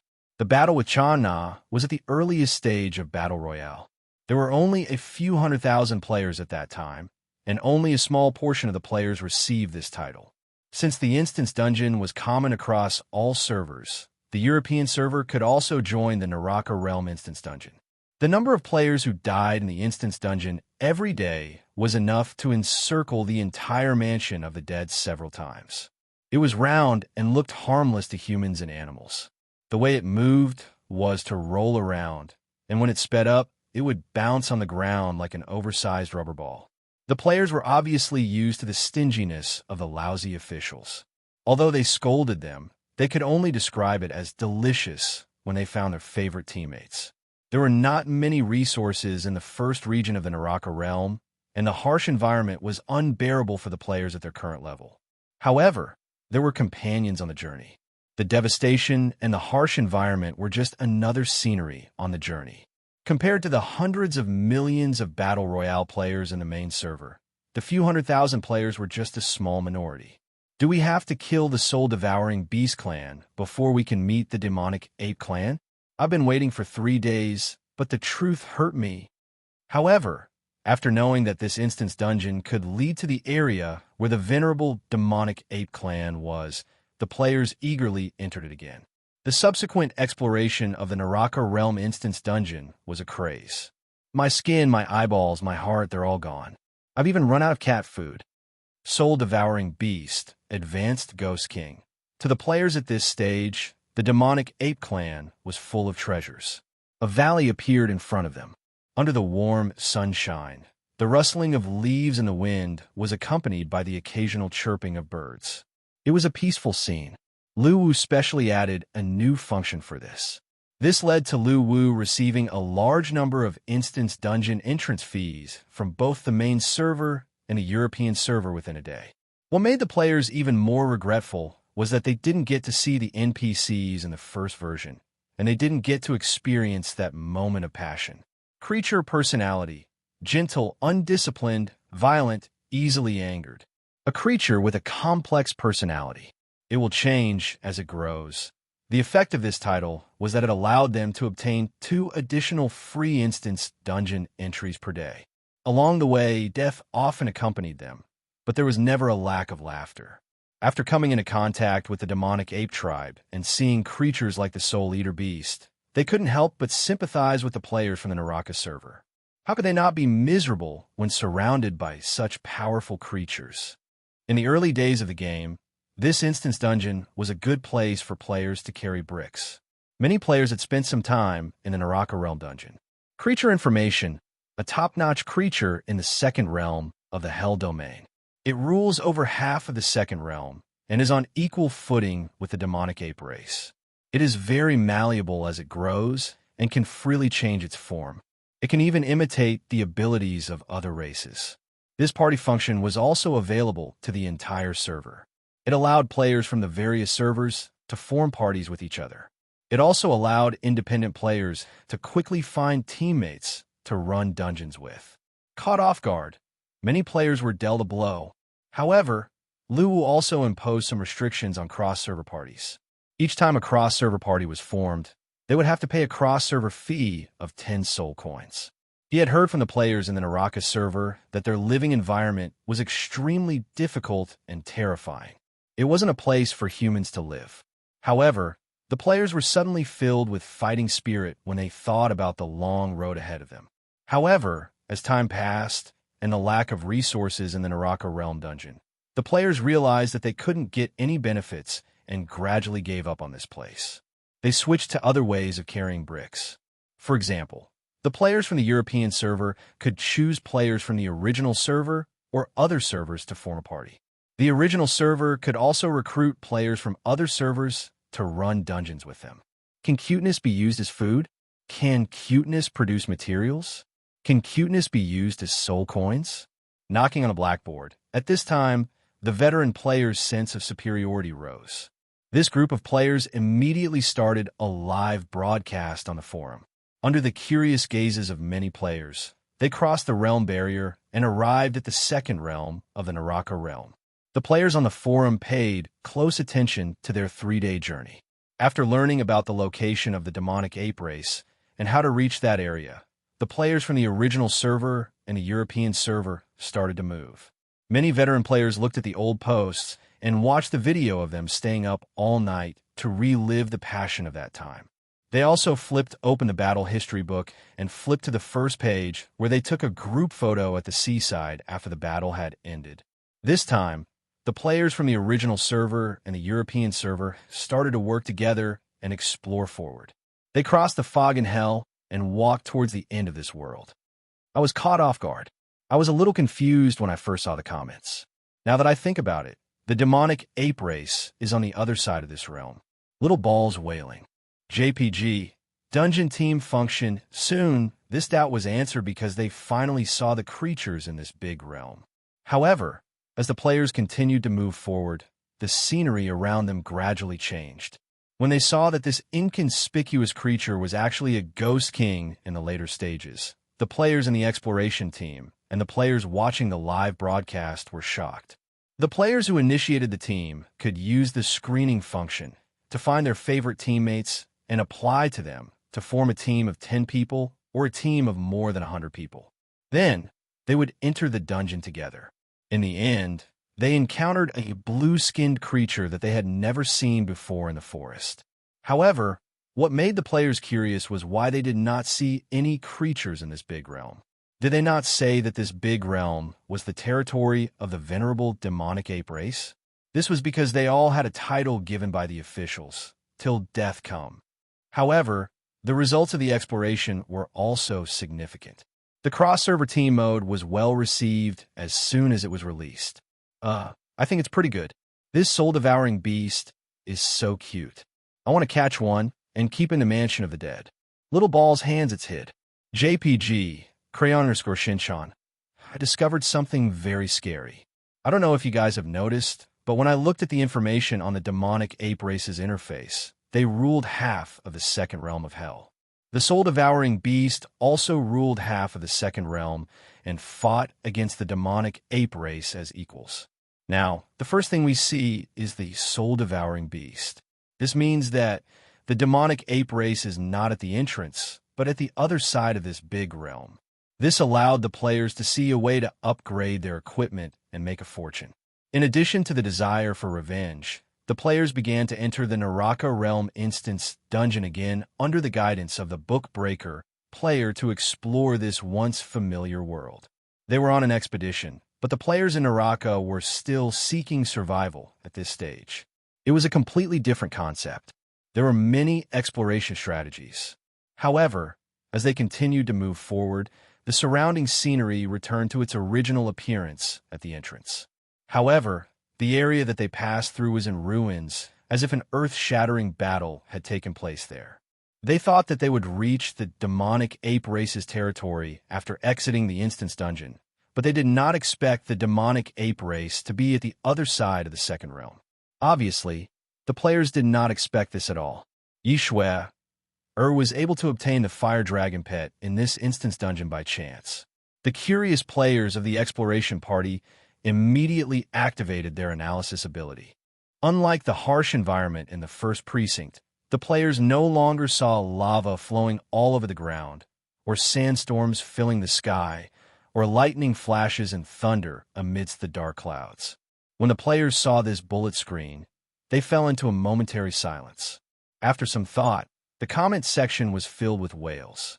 This was because such an honor only belonged to the hundreds of thousands of people. Perhaps there would be many more glorious moments in the future, but that moment would only exist in history and would never be repeated again. After that, the game ushered in the craze of clearing instance dungeons. At this moment, the players of the original server and the European server who were watching the live stream felt a little emotional. On this day, the exploration party crossed a river and arrived at a dense forest. They stepped into it. The players were no stranger to the Naraka Realm instance dungeon. With this doubt in mind, the players continued to move forward. After the war in the land of Senluo, many materials from the demonic ape race were put up for auction and sold at a high price.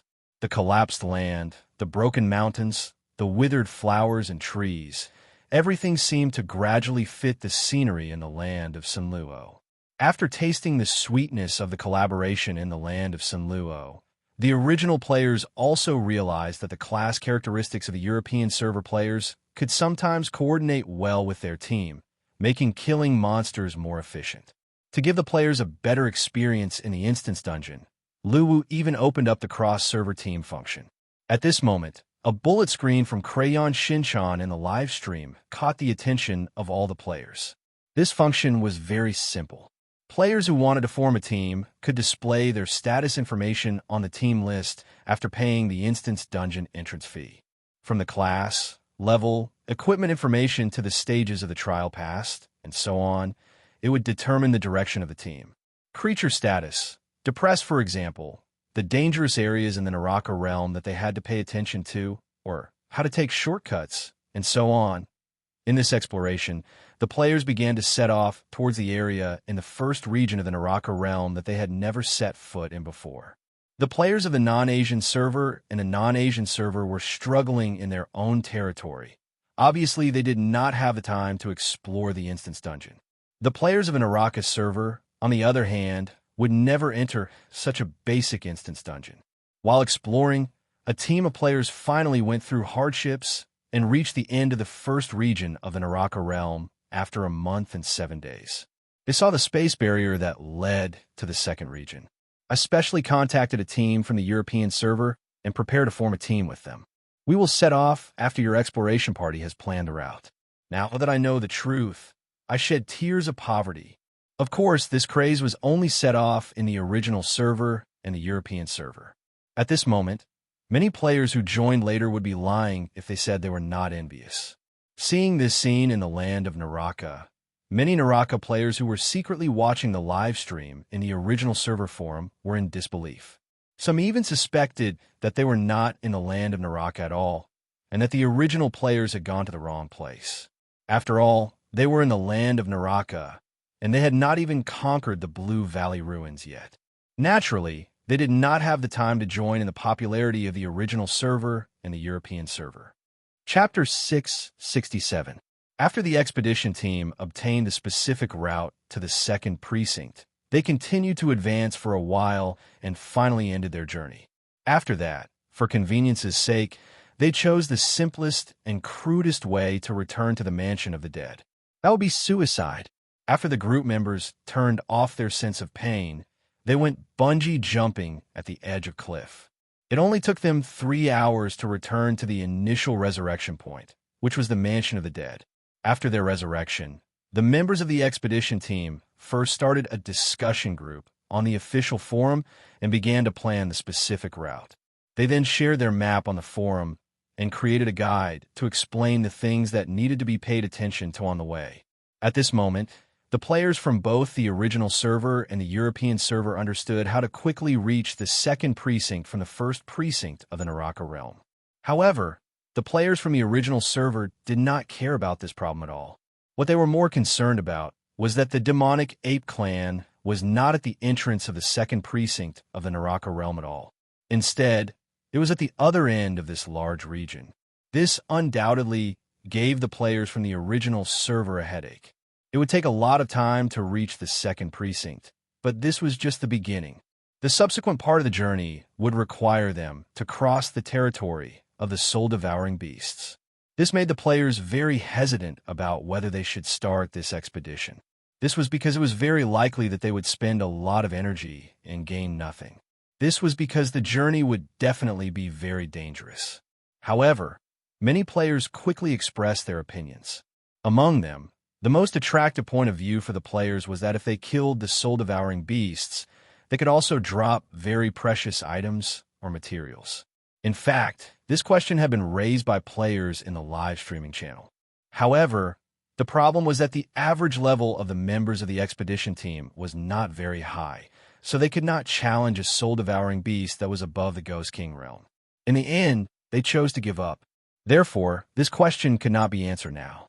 However, soon, the enthusiasm of the original server players rose again. The reason came from the European server. Like the original players, they were watching the live streaming of the expedition into the second precinct of the Naraka realm. Unlike the original server players, the night players of the European server were instantly fired up after seeing the analysis panel of the soul-devouring beast. A mount that could change its form, and its strength was above the Ghost King realm. To them, this was simply the mount of their dreams. However, at this stage, there were only two ways for the European server's knights to capture a mount. One was to nurture feelings, and when the favorability level reached a certain level, the contract could be signed. The other, the simplest and crudest method, was to put the creature you wanted to sign a contract into a near-death state and force it to sign a contract when it was at its weakest. The first method undoubtedly consumed a lot of energy, and there was no guarantee that it would succeed. Therefore, at the current stage, the European server's players generally chose the second method, which was to put them on the brink of death and force them into a contract. This was also how Reinhardt and Hacker had formed a contract.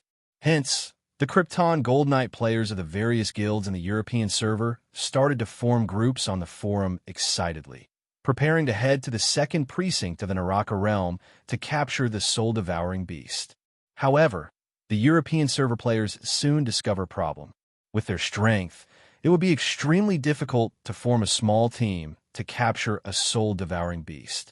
In terms of individual strength, the majority of the European server players were in the Ghost Commander realm.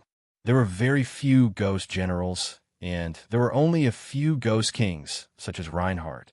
It could be said that the number of people who could contend with the soul-devouring beast could be counted on one hand.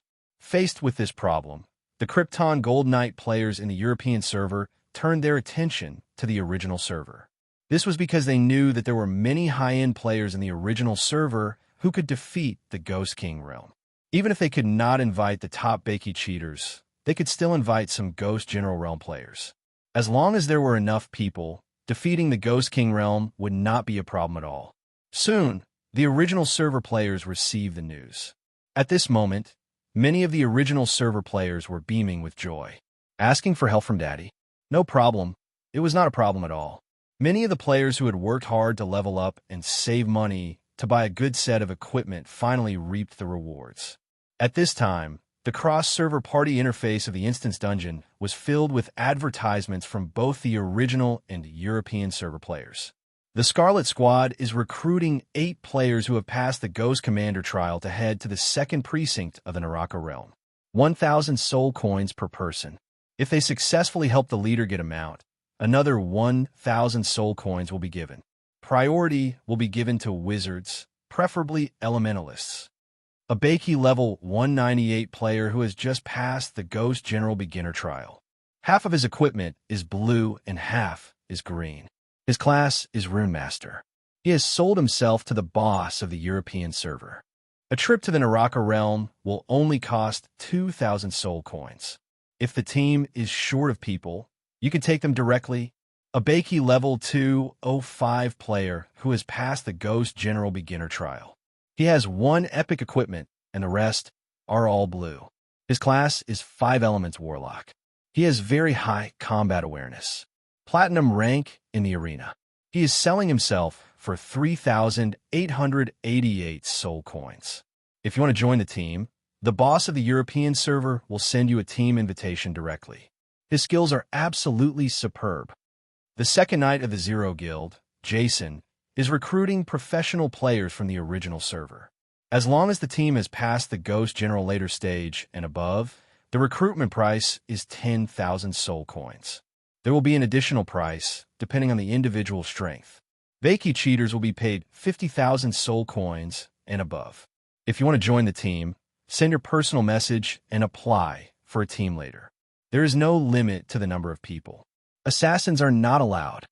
The Silverwing Guild is recruiting professional players from the original server and the European server. The threshold is the Ghost General later stage. Wizards are 1,500 soul coins, warriors are 1,500 soul coins, and assassins are 1,000. Players who want to sell themselves, please come as soon as possible. The team is still short of 30 people. If you don't reply to my message, it means that the team is full. Vaki player, level 259, diamond ranked in the arena. Just passed the Ghost General Intermediate Trial.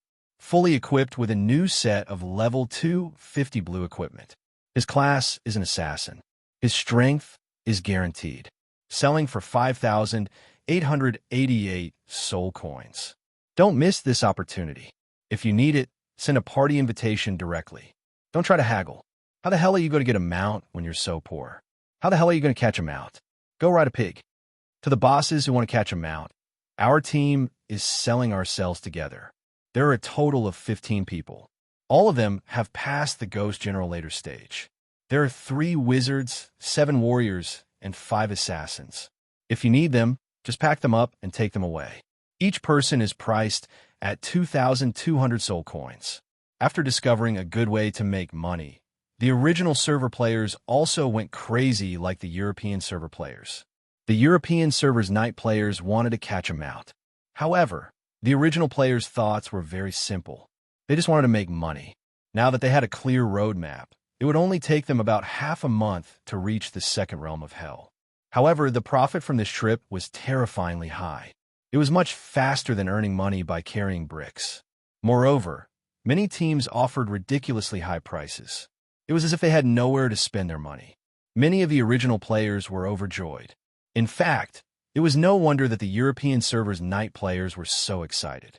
At this stage, the strongest mount in the European server was the Abyss Dragon, Hacker. After witnessing Hacker's combat power, which night player would not be envious. However, to summon an Abyss Dragon, the extremely high cost was not something that a single person could afford. Even if one was rich enough to afford it, it would be even more difficult to tame it later on.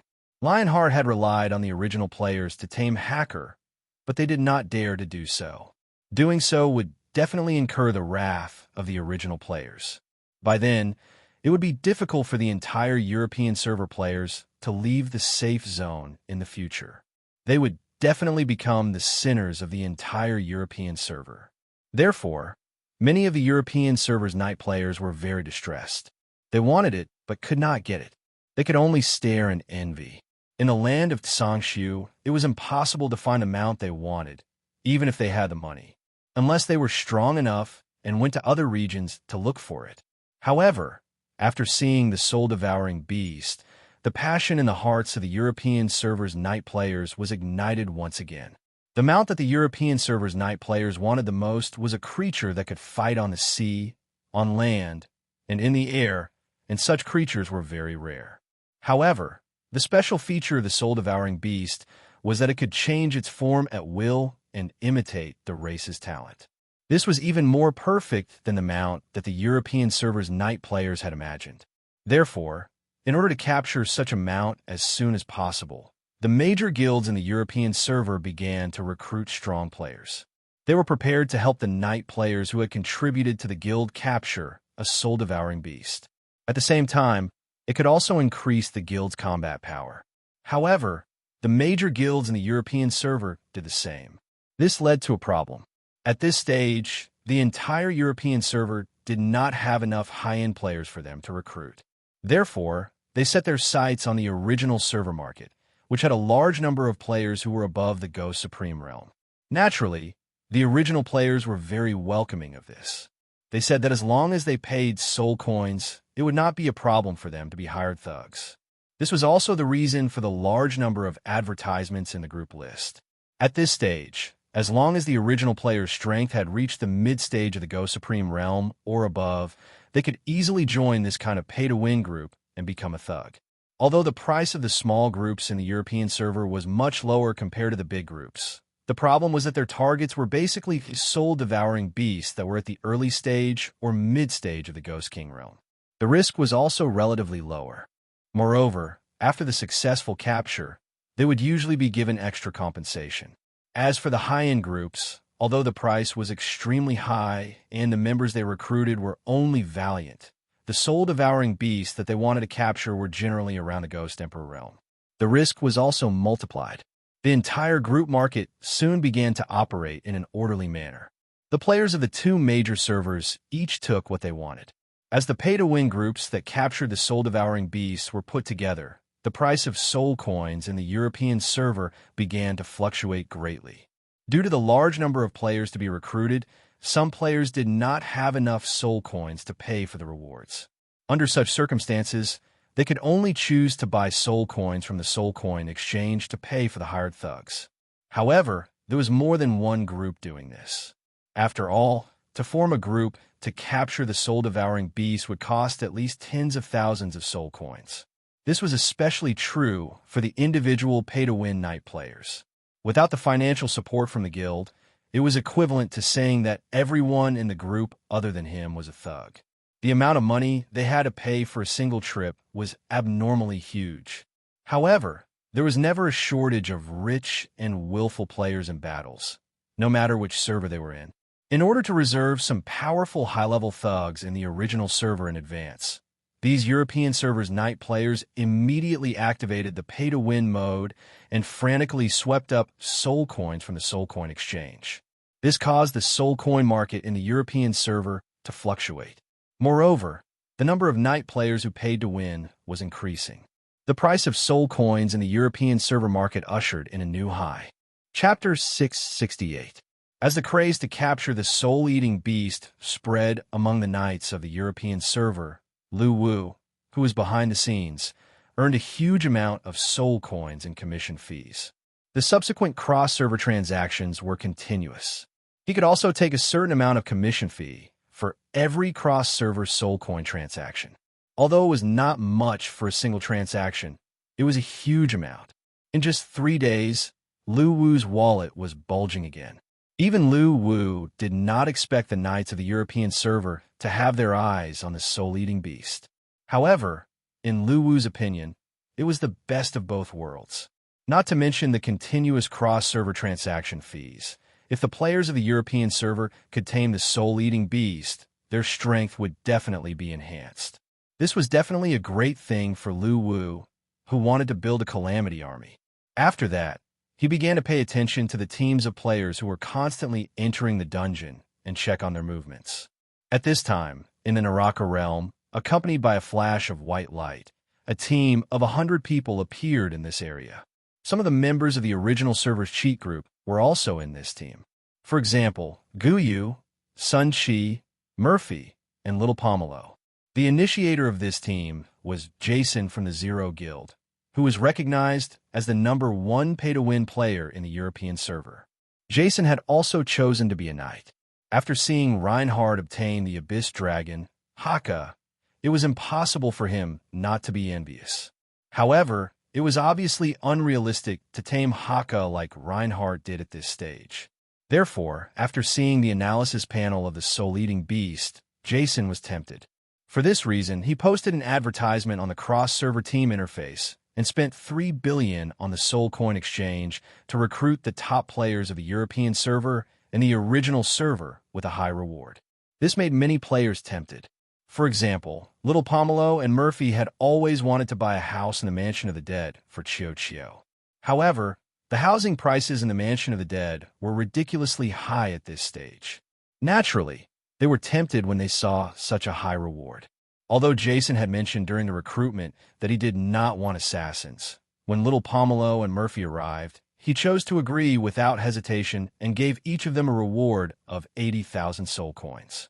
At the end of the day, Jason wanted strong players. Although Murphy and little Pomelo were assassins, they were still members of the Bakey cheat group. They were completely different from ordinary assassin players. Their arrival was a pleasant surprise for Jason. This time, Guyu did not come for soul coins because the amount of soul coins he had was no less than Jason's. Most importantly, he wanted to go to the Hell Path's second precinct to take a look.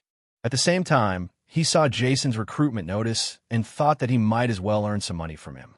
Hence, he brought the dog with him and joined this team. This time, Jason had recruited so many powerful players because he wanted to catch a powerful soul-devouring beast. According to his requirements, it had to be at least an early-stage Ghost Emperor Realm soul-devouring beast. After recruiting so many strong players, Jason was now full of confidence. He was already looking forward to his glory after obtaining the soul-devouring beast. Once all the members had arrived, under the lead of Guyu, the group began to depart according to the route described in the forum guide. The journey was undoubtedly boring. Fortunately, they could still chat in the live chat channel or open the forums to listen to music and watch videos. There were many ways to pass the time. Relying on the guide map, the group did not take any detours. It took them 13 days to reach the end of the Hell Path's first precinct.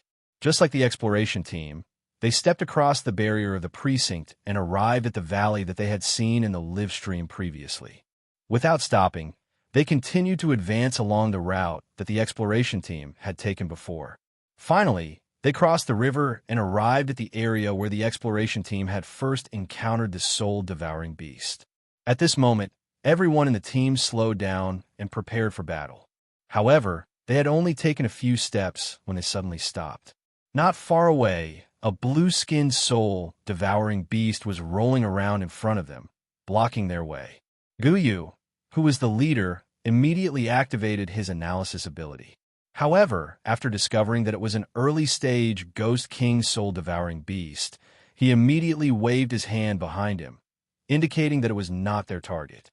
They were ready to move forward in another direction. Everyone in the team nodded and moved to the side with small steps.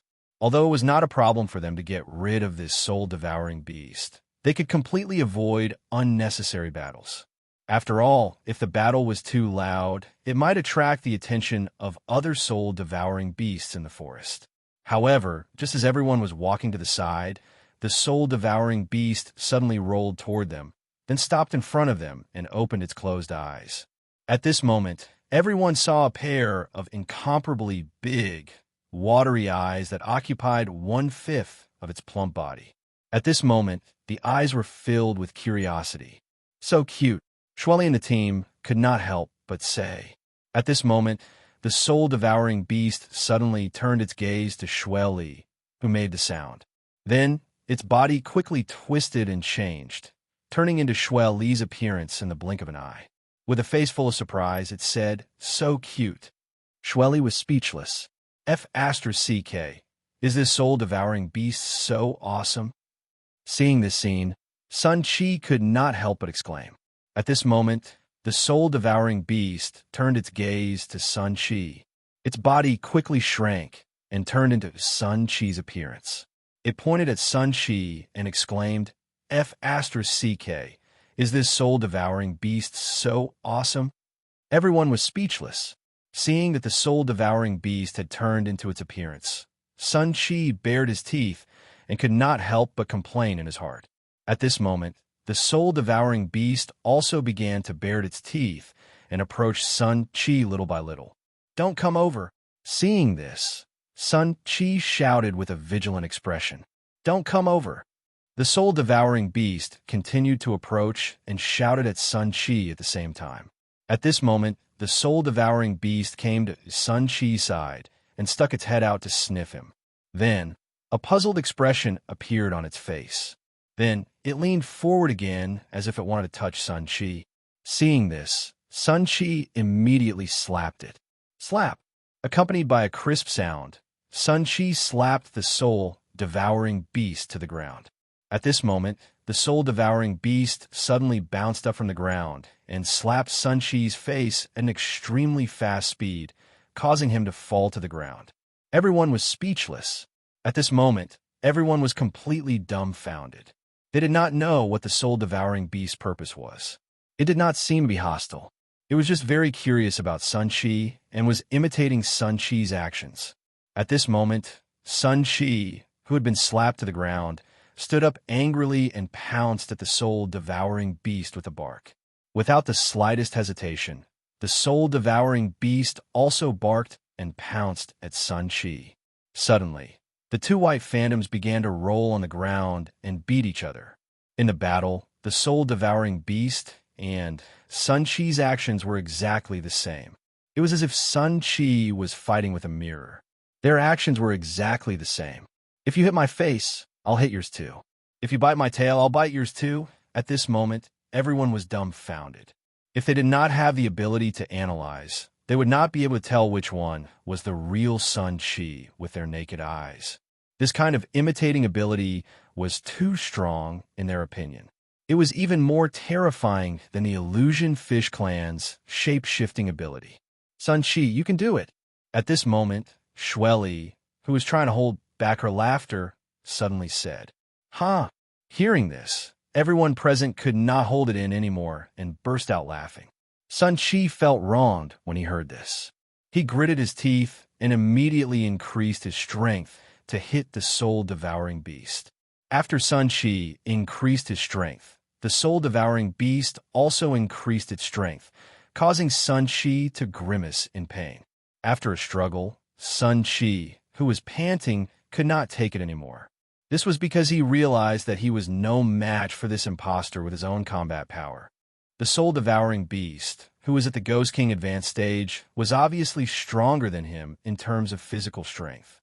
Therefore, Sun Chi immediately turned to look at Guyu and the others and bared his teeth.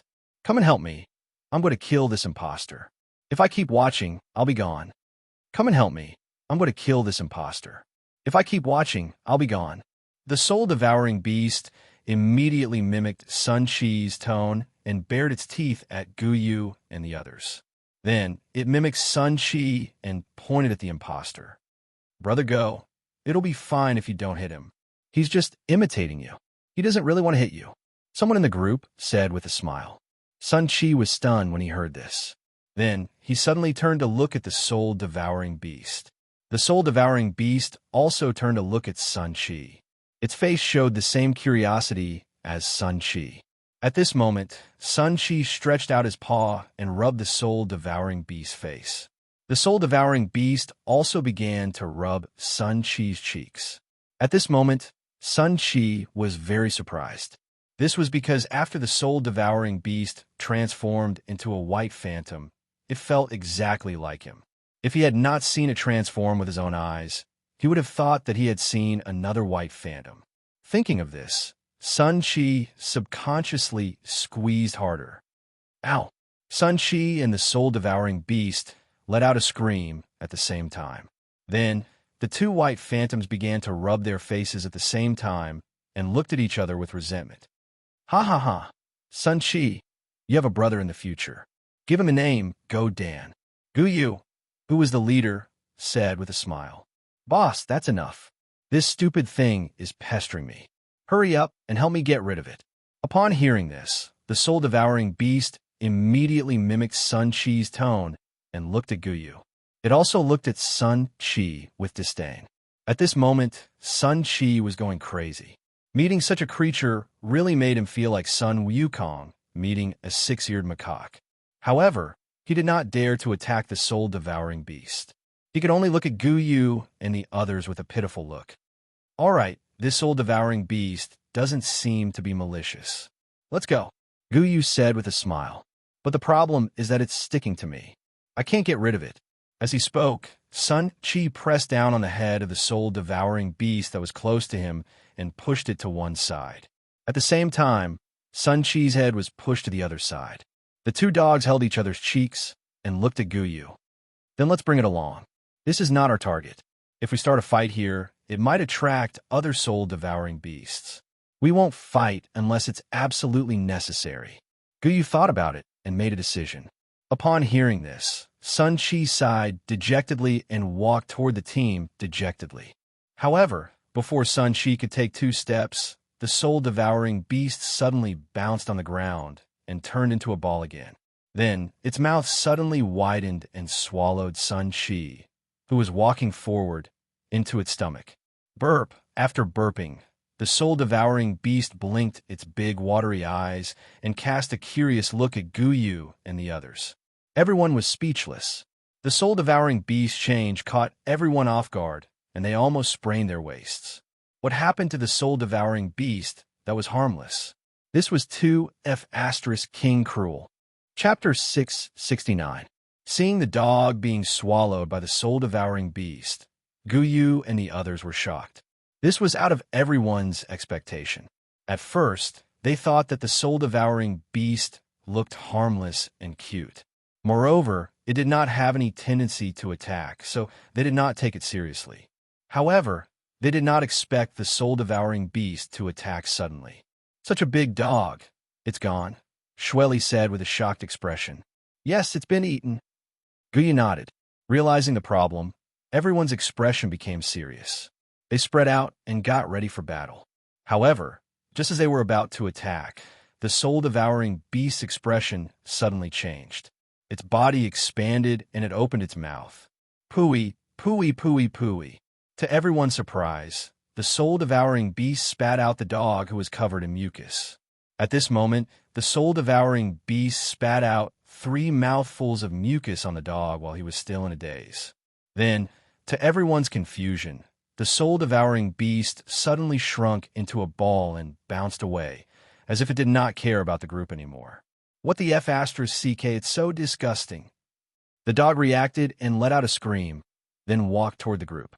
Seeing this, everyone quickly retreated, afraid that they would be touched. Dog, what's going on? Weren't you eaten? At this moment, Guyu looked at the dog and asked with a puzzled expression.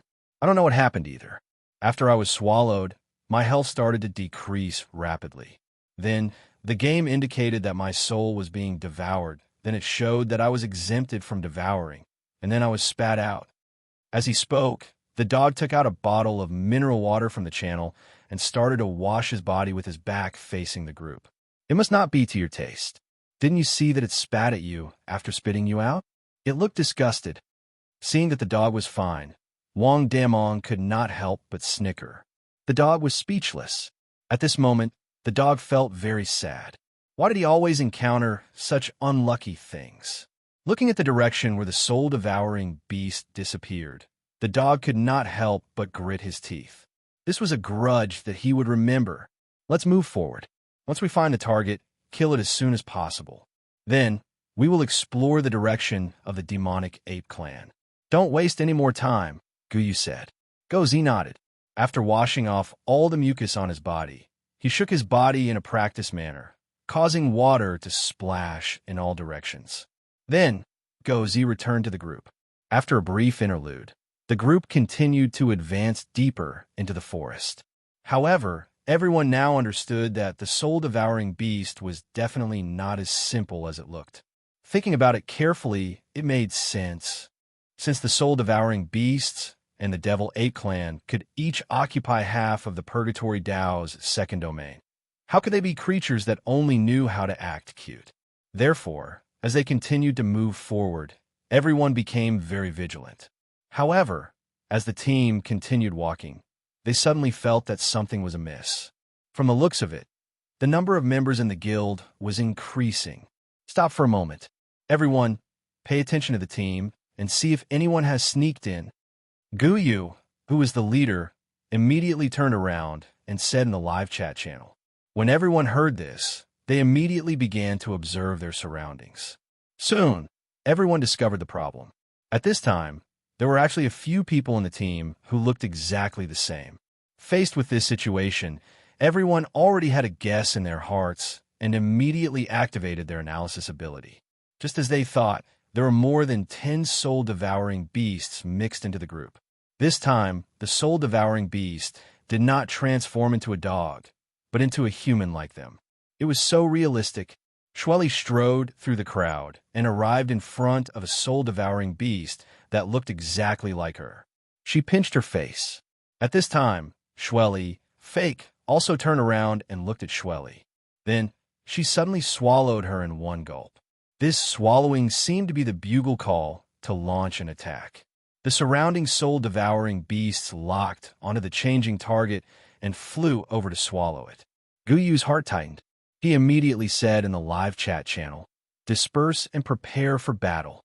Upon hearing Guyu's order, everyone quickly dispersed. The night players from a European server took the lead and launched a close-range charge. With a flash of black light on their bodies, they violently crashed into the soul-devouring beasts at the side. The battle was about to start. Guyu and the others did not stop and decisively chose to attack. However, to everyone's surprise, these soul-devouring beasts did not choose to fight back after being attacked. Instead, they squatted on the ground with a painful expression and transformed into their original soul-devouring beast forms. After that, they spat out the players that were swallowed and finally hopped away with a look of disgust. All the players were speechless. At this moment, apart from Sun Chi, who was laughing, everyone was dumbfounded. They had no idea why the soul-devouring beasts were doing this. If you want to eat it, then eat it, but spit it out with a look of disgust after eating it. Who are you looking down on? I think I roughly understand. At this time, Shweli suddenly said, "What's going on?" Guyu and the others immediately looked at her. Soul-devouring beast, literally, is a creature that devours souls. However, in this game, Battle Royale, we players have a very important setting, which is that we don't have souls. It seems like that's the case. Therefore, all attacks on souls are ineffective against us. After I was swallowed just now, I also received the same game notification as Sun Chi. Therefore, the soul-devouring beasts must have lost interest in us because they couldn't devour souls. Upon hearing this, everyone pondered for a while, and a look of realization appeared on their faces. This also explained why the soul-devouring beasts were very interested in them in the beginning. However, after swallowing them, they had a look of disgust. Obviously, it was because they couldn't devour their souls. Does this mean that we don't have to worry about safety at all? Jason in the group asked curiously. Shweli listened and nodded. It seems like it, because the soul-devouring beasts don't like us at all. Even if we were swallowed, with our current HP, it's not a problem for us to sustain for a few seconds. After that, we just have to wait for it to spit us out. Upon hearing Shweli's analysis, everyone in the group suddenly became a little excited. Ever since they stepped into the second precinct of the Naraka realm, safety had always been their biggest problem at this stage. After all, if they were sent back to Beiki or Sangshu after dying once, they would have to spend more than 10 days on the road again. It was definitely a torture. This was also the reason why they didn't want to simply fight with the soul-devouring beast before. They wanted to avoid all risks. Now that they knew that their safety was guaranteed, everyone was very happy. This is just a guess. Let's be more careful. Let's move forward and help Jason find a Ghost Emperor intermediate stage soul-devouring beast as soon as possible. Guyu said. Everyone listened and nodded with a smile. Then, the group moved forward again.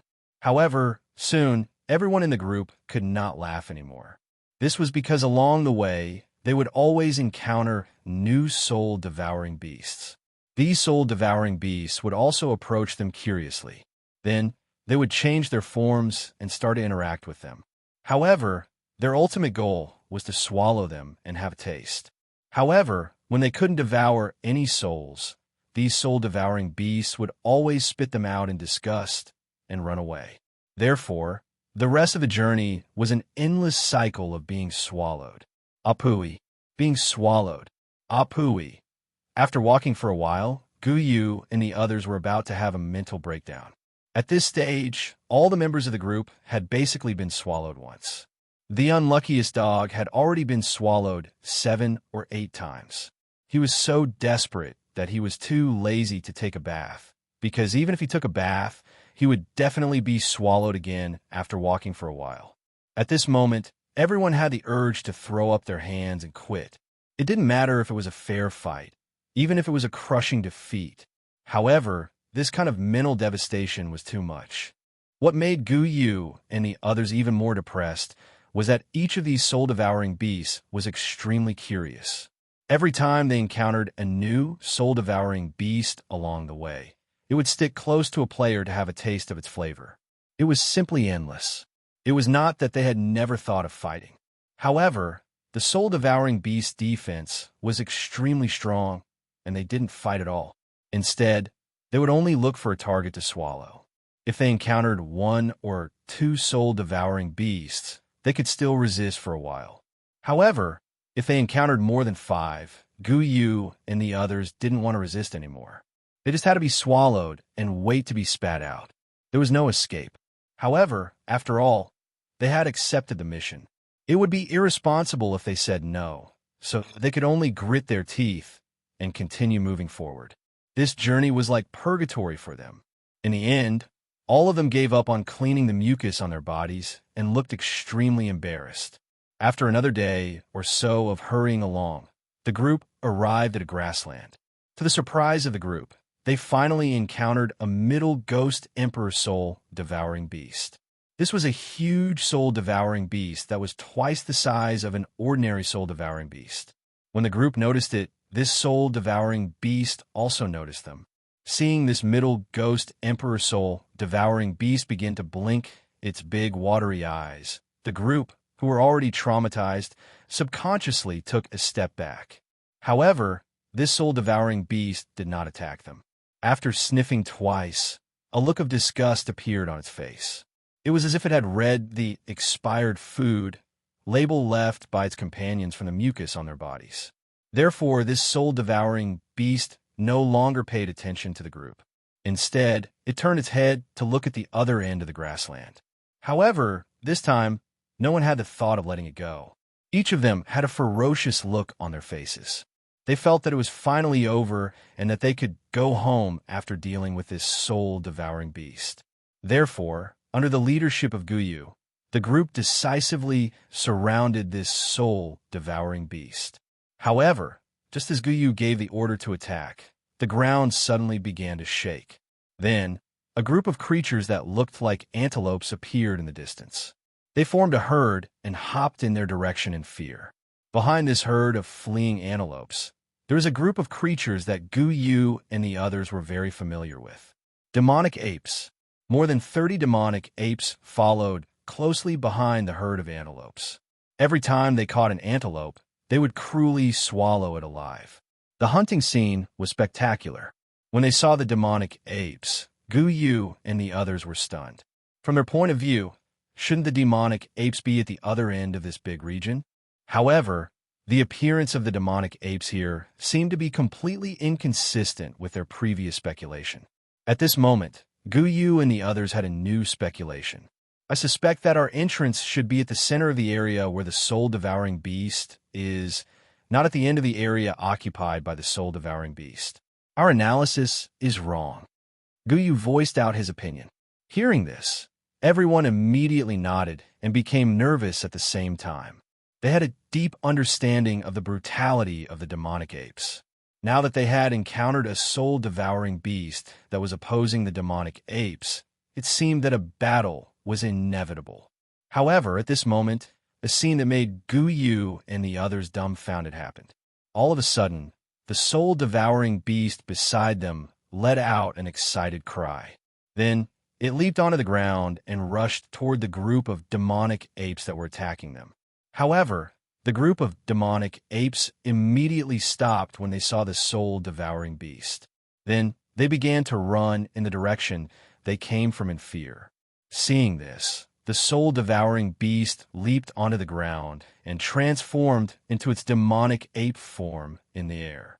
After pounding its chest in anger, it strode forward and chased after the dozens of demonic apes. Everyone was speechless. Just now, when they opened the analysis, they realized that there was a middle-stage ghost emperor among the group of demonic apes.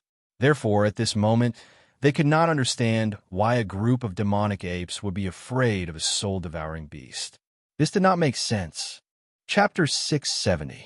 Just when Gu Yu and the others were confused as to why the demonic ape was afraid of the soul-devouring beast, The players in the official forum already had their answer. Previously, reading helped the majority of the players to find information about the demonic ape clan. This time, he began to investigate information about the soul-devouring beast under the request of the players. After working day and night for more than 10 days, the Expedition History Investigation Team, led by Bookbreaker, found some information regarding the soul-devouring beast. When this information was compiled into a forum article and displayed on the forum, the players were in an uproar. At this moment, the players realized that their previous guesses were completely wrong. As expected, a portion of the information about the soul-devouring beast has been compiled. Let me first explain this creature to everyone. Perhaps our previous guesses were all wrong. Content. First, I will tell everyone about the detailed information about the soul-devouring beast other than the analysis panel. First, I will tell you about the historical information recorded in the Naraka Realm, Compendium 379, Chapter 5. There was a description of a special creature in the Naraka Realm. Its full name was the Soul-Devourer Beast, and it was the first spiritual beast naturally formed in the Naraka Realm, equivalent to the White Phantom. This Soul-Devourer Beast was also one of the earliest gods in the Naraka Realm to ascend to the ancient god realm. However, this Soul-Devourer Nether Beast had a strange habit.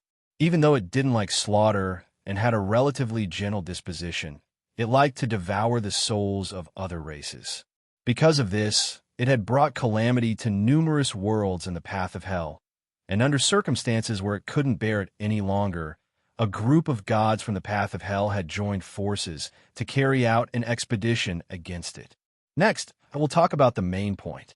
This soul-devouring beast was killed in the battle with many Naraka Realm gods. However, it did not die.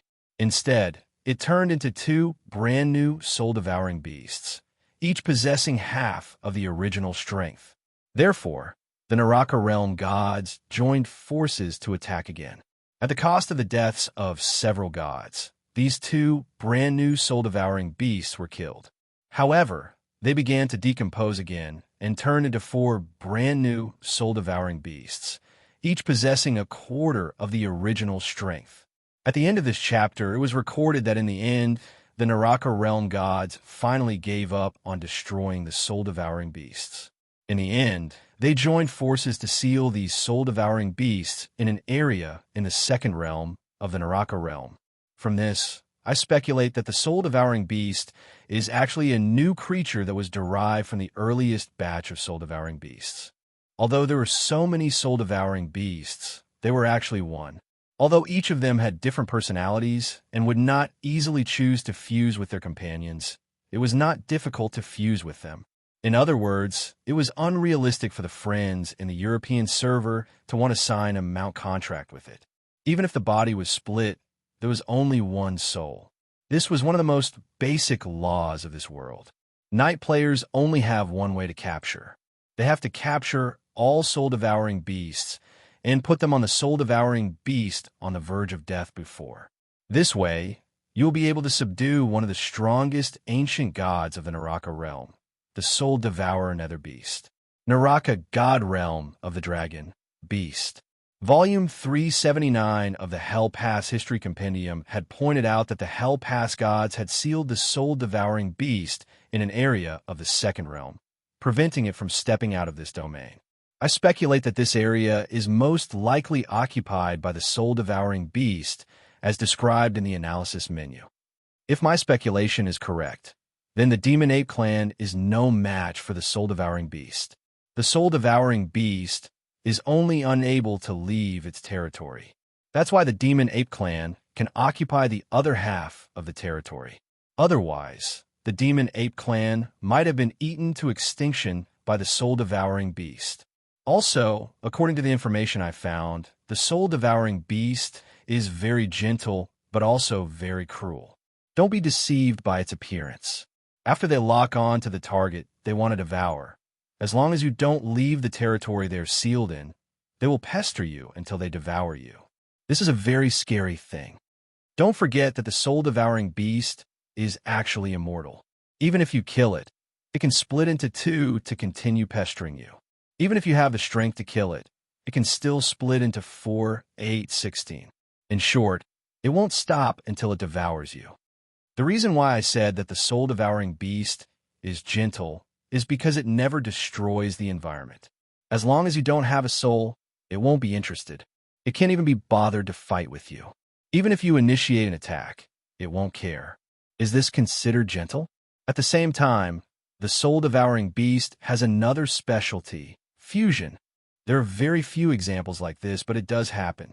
Because of the different personalities, the soul-devouring beast doesn't like to be fused with other companions. However, there are exceptions. For example, when it is very angry, it will choose to fuse with its companions to quickly devour the target that angered it. I have a guess. If the demon ape clan forces the soul-devouring beast into a corner, will the soul-devouring beast undergo a fusion and turn into its original form? The soul-devouring beast ? Isn't this similar to schizophrenia? Schizophrenia is the creation of different personalities, but there is only one body. Moreover, when schizophrenia produces many personalities, there will be a situation where the personalities will fuse.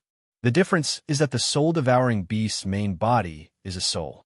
The physical body is equivalent to a different personality.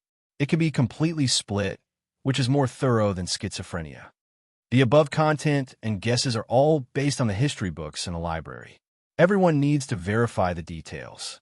At this stage, there should be a group of players who have reached the second precinct of the Hell Path. Let's wait for their news. However, if all these guesses are true, my friends in the European server should go and catch the demon ape. It's impossible to catch the soul-devouring beast unless your strength has reached the ancient god realm, which is a level stronger than the demonic god. Laughing emoji. Peppa Boar, 666. Thank you, Brother Broken Scrolls, for your explanation. The forum needs people like you who are experts in science. Every time, there will be results. Tip: 500 soul coins, roasting Chong while hugging Jade Rabbit. Is the soul-devouring beast so awesome? I seem to remember someone explaining in the forum that we players don't seem to have a soul. In other words, we don't have a soul. Since we are immune to all soul damage, we can't swagger around when we encounter the soul-devouring beast in the second precinct. Increasingly arrogant emoji, In Xiaoqi replied to Roasting Chong, while hugging Jade Rabbit. We'll only know if it has a soul after we eat it. Maybe we'll die a worse death. Laughing emoji, Crayon_Shinchan, then let them eat it. When they know that we players don't have a soul, they won't come to eat us anymore. However, this requires a large number of brave warriors to take the initiative to let the soul-devouring beast eat them to lay the groundwork for this knowledge. Laughing emoji, Watermelon_Taro. If it's really as Brother Broken Scrolls said, then this batch of players who have reached the second precinct of the Hell Realm will have a lot of fun. This is really exciting. The night players who paid for the European server will lose a lot of money. They won't be able to catch them at all. Laughing emoji, Vitamin C. That's great. I want to go to the second precinct and touch this soul-devouring beast. They're so cute. Now that I know they're harmless, I've decided to set off. I'm carrying my little bag, humming a song, and I'm leaving. Tongguaki.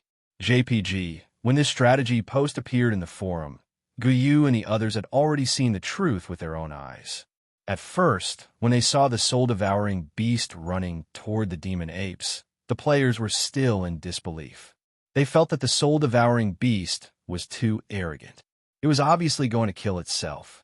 Unexpectedly, the demon apes chose to run away when they saw the soul-devouring beast. The strength analysis panel could not be faked. At this moment, Guyu and the others could not understand the motive of the demon ape's escape. With so many clansmen, they could have killed the soul-devouring beast on the spot.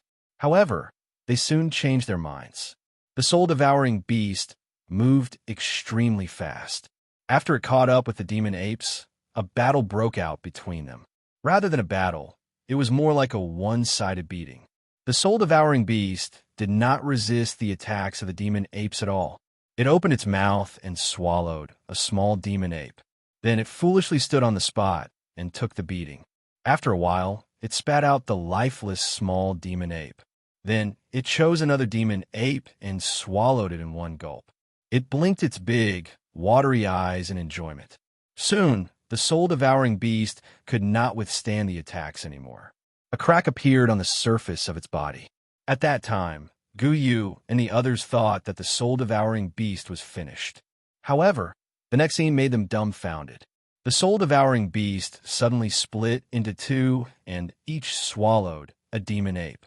Then, it turned into 4, 8, 16. After that, these soul-devouring beasts transformed into the appearance of the demon apes and began to fight with them like the demon apes. At this moment, the expressions of Guyu and the others were very interesting.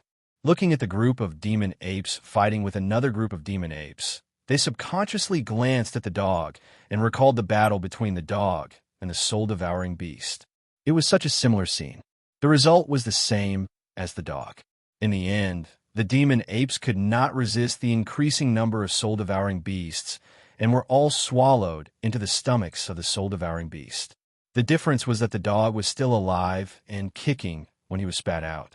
However, the demon apes that were spat out were completely lifeless. Their souls had been sucked clean. Guyu and the others trembled at this moment. Only then did they realize how terrifying the soul-devouring beast was. Fortunately, the soul-devouring beast was not interested in them now. At this moment, they felt that it was good to be despised by the soul-devouring beast. In the end, under the surprised gaze of Guyu and the others, these soul-devouring beasts did not merge into one. Instead, they dispersed as if they had become independent individuals. In other words, the Ghost Emperor Realm soul-devouring beast that they wanted to capture seemed to be gone. At this moment, Guyu noticed a notification in the chat box. He immediately clicked on the chat box and found that it was a message from a member of the guild. The higher-ups asked him to check the forum as soon as possible. Guyu was puzzled, but he still clicked on the forum. When he saw the popular science post posted by reading more than 10,000 scrolls, Guyu was stunned. This was because the description on the post was exactly the same as what they had seen with their own eyes. In other words, there was no such thing as a soul-devouring beast. All soul-devouring beasts were actually one. At this moment, Guyu's expression became very strange. He then turned to look at Jason and said, "I've received a message. You have to be mentally prepared. I'll say this first. The most I can refund is half of the money you've received. No more." Jason. Chapter 671. The blow came so quickly that many European server players were caught off guard. This was especially true for some European server night players who had spent a lot of money to form a team for the instance dungeon. When they received the message from their friends, they had a mental breakdown. This time, in order to catch a soul-devouring beast, some of the night players even took out their savings from 3 years of battles and borrowed a lot of soul coins from their friends before they formed a team. Their idea was simple. As long as they had a mount in the Ghost King realm, it would be easy to earn money. Monsters that they did not dare to challenge before would no longer be a problem in the future.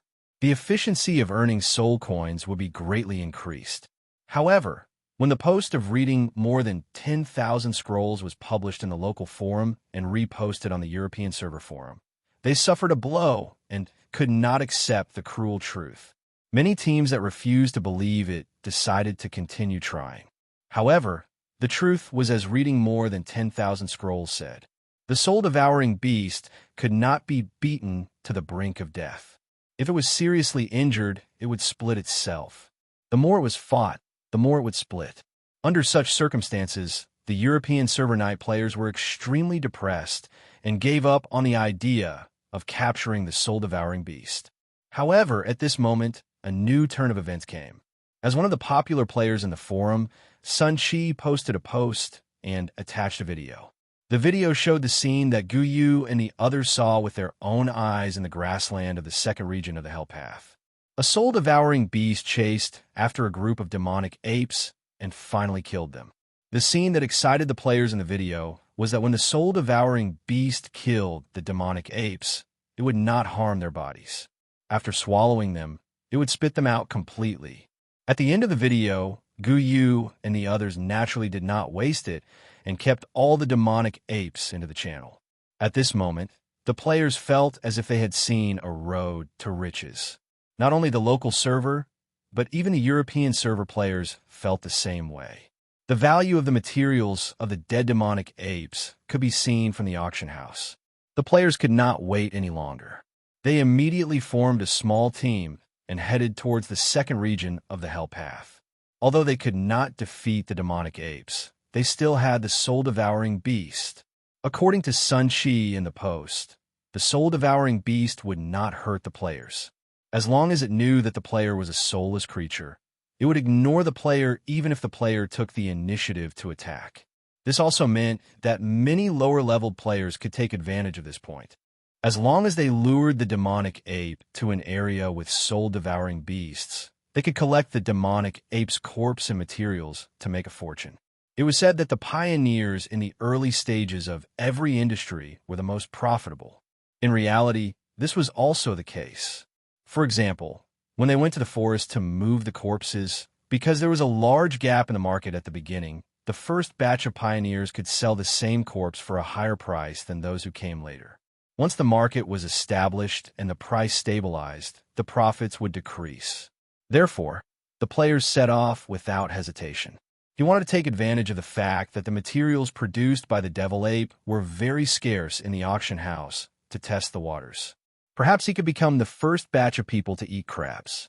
Not long after Sun Chi's post, many players in the Hell Path Second Precinct started to try it out. They followed the coordinates provided by Go Z and headed toward the central border where the demon ape race might be. As long as they met the demon apes on the way, they would provoke them in all sorts of ways. Then, they would lead the demon apes to the nearby, soul-swallowing beasts. During this period, there were many failures. There were even a few teams that were annihilated by the angry demon apes. However, there were many players who succeeded. They would share the situation on the forum and show off the materials. This ignited the passion of more players. This also led to more players joining in. In the following development, the walkthrough appeared under everyone's expectations. The professional players came up with various ways to increase the efficiency of collecting corpses from the demon apes. They also came up with ways to increase the efficiency of luring monsters and reduce casualties. For example, there was a relay.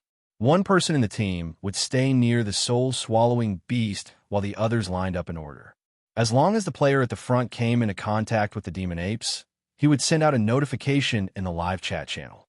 Then, he would run to the player closest to him. Even if he died on the way, it would be fine. Another person would pick him up and bring him to the side of the soul-swallowing beast. Escaping was secondary. When it came to luring monsters, the professional players came up with more tricks. In the early stages of exploration, a professional player from the original server recalled that the demonic ape clan seemed to be very interested in the corpse clan during the battle in the Land of Ether. Hence, he bought the body of a corpse clan warrior from the auction house and used it as bait to attract the demonic ape clan warriors. In the end, it was really successful. When the demonic apes saw the corpses of the corpse clan, they gathered from all directions as if they had gone mad. Then, under the soul-devouring beast formation that the player had set up, they died en masse. In the end, the player gained a lot and posted a selfie of himself standing on over 10 demon apes' corpses on the forum. After this post appeared, the corpse race corpses in the auction house were swept clean. The veteran players could imagine how valuable this non-renewable resource would be in the future, especially when they knew that it could be used as bait to fish the demon apes. Just as they thought, the regional live chat channel was filled with players who wanted to buy the corpses of the corpse race within a day. Moreover, the price was 3 times higher than the original price.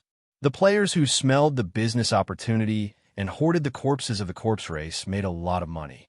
After a few days, the players started to practice the method of fishing the demon apes described in the strategy post. When they succeeded, the value of the corpses of the corpse race soared once again.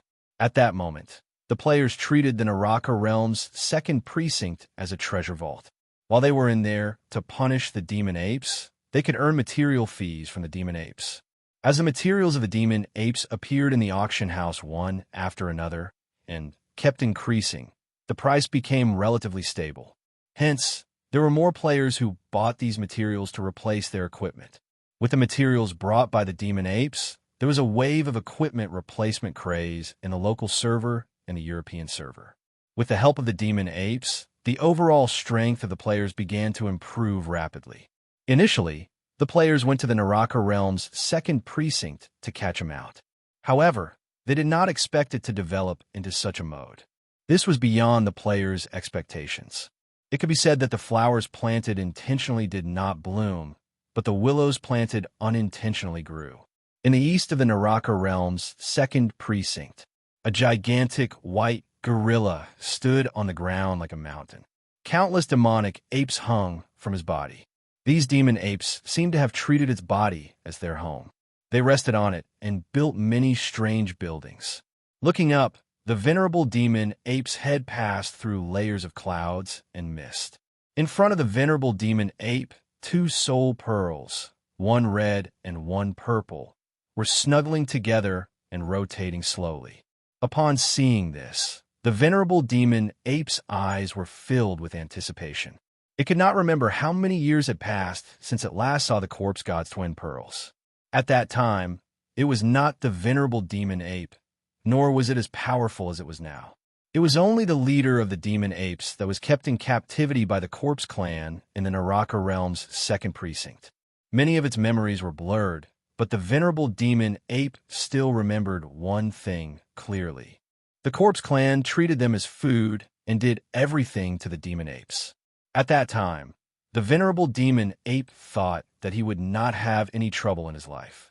Although he was the leader, he would be devoured by the corpse clan one day. He would meet the same fate as his clansmen and die a worthless death. However, he had never thought of resisting. In fact, he firmly believed that this was the fate of the demon apes, and it could not be changed. To him, it was a joke to fight the powerful corpse clan. It was impossible even if he was 10,000 times stronger. However, his fate was not as mediocre as he thought it would be. A variable quietly arrived. On that day, there was a rain of blood. The entire Naraka realm's second precinct seemed to be experiencing a catastrophe. Chilly winds howled and countless spirits drifted between heaven and earth. It was as though the end of the world had arrived. Accompanied by a loud sound, a hole exploded in the sky. A blood-stained black metal rod descended from the sky and stabbed straight into the territory of the demon apes. At that time, the leader, the venerable demon ape, was shocked. After seeing this black metal rod, his first reaction was not to check if this rod was a treasure. Instead, he decisively informed the corpse clan and asked them to investigate the situation. The members of the corpse clan arrived very quickly and started to investigate this black metal rod. However, no matter how hard the members of the corpse clan tried, this black metal rod seemed to be connected to the ground and did not move at all. Even if the members of the corpse clan dug 3 feet into the ground, they still could not bring this black metal rod away. Helpless, the members of the corpse clan chose to leave and were prepared to inform the higher-ups. However, before they left, they brought away over 20 of the clansmen of the venerable demon ape and instructed them to produce more descendants. At that time, the venerable demon ape was not angry about the instructions of the members of the corpse clan. Instead, he nodded his head as though it was a matter of course. This was because the demon apes had been like this long before he was born. They had always been the blood food of the corpse clan. For generations, they had been kept in captivity by the corpse clan. They had never resisted or been dissatisfied. With regards to this request of the corpse clan, the venerable demon ape immediately agreed. On that day, he informed his clansmen that they had to produce more descendants. This was the order of the corpse clan. Sometimes, when being enslaved became a part of life, many unbelievable things would become a matter of course. And that was the case for the venerable demon ape at that time. Ever since they were born, they had been exposed to the ideology of the supreme corpse clan. Being able to become their food was their fate. It had already become a matter of course. During those few days of waiting, another group of people from the corpse clan came. They started to investigate the black metal rod again and try to pull it out from the ground. However, they still did not succeed this time. These members of the corpse clan returned resentfully and brought away another group of demon apes. The turning point occurred when the corpse clan came for the third time. This time, a high-ranking general of the corpse clan came. Like the members of the Corpse Clan before, he also tried to pull the black metal rod out of the ground. However, something unexpected happened. The black metal rod suddenly vibrated and erupted with an unimaginable power. Just like that, that corpse general exploded into a cloud of blood mist under the incredulous gaze of the venerable demon ape. Before this, the venerable demon ape had always thought that the Corpse Clan was supreme. There was nothing that they couldn't do. However, this time, a high-ranking member of the Corpse Clan was actually blasted into a cloud of blood mist by the black metal rod. This scene was like a sharp sword that pierced through the determination in the venerable demon ape's heart. It turned out that the Corpse Clan wasn't invincible. At that time, the venerable demon ape could only sigh in his heart. However, he still didn't have the slightest impulse to resist. As the rest of the Corpse Clan retreated in a hurry, the venerable demon ape became curious about this metal rod. At that time, the venerable demon ape's thoughts were very simple. He only had a guess and a concept. Since the metal rod could kill members of the Corpse Clan, did it mean that the metal rod was greater than the Corpse Clan? Perhaps this comparison was very laughable to many people. However, the venerable demon ape, who had never come into contact with the outside world and had always been kept in the Corpse Clan's territory, had such a laughable and simple comparison. After that, the venerable demon ape's heart was filled with reverence for this metal rod. The members of the Corpse Clan came one after another. Other than the supreme corpse god, almost all the high-ranking members of the Corpse Clan had come. They tried countless methods, but they couldn't pull the metal rod out of the ground. In the end, they came to a conclusion. This metal rod was already connected to the ground. Other than the corpse god, who was currently not in the second region, it was absolutely impossible to pull out. Before the corpse god returned, the Corpse Clan gave up on studying this black metal rod. However, the venerable demon ape had seen everything that the Corpse Clan had done. He felt even more reverence for this black metal rod. At this time, the black metal rod was equivalent to the Corpse Clan in the venerable demon ape's heart. In fact, it was an existence that was one level higher than the Corpse Clan. Every morning, when the sun rose, the venerable demon ape would worship this black metal rod. When the sun set, the venerable demon ape would repeat his actions in the morning. Just like that, 5 years had passed. The corpse god still hadn't returned, and the Corpse Clan had long given up on studying this black metal rod. They would only occasionally come to the demonic ape clan to collect blood and food. However, the Corpse Clan didn't know that the leader of the demonic ape clan had quietly changed. After worshipping the black metal rod every day, the venerable demon ape discovered that his heart had become very calm. It was as if there was some kind of hot liquid flowing in his body. Gradually, his hair turned white, and his strength increased day by day. It was as if every time he worshipped the metal rod would give him a kind of power that improved his physique. After 5 years of worshipping, the demonic ape was even more reverent towards this blood-stained black metal rod. He regarded it as a god in his heart. While worshipping, the venerable demon ape also discovered that he had become completely different from his clansmen.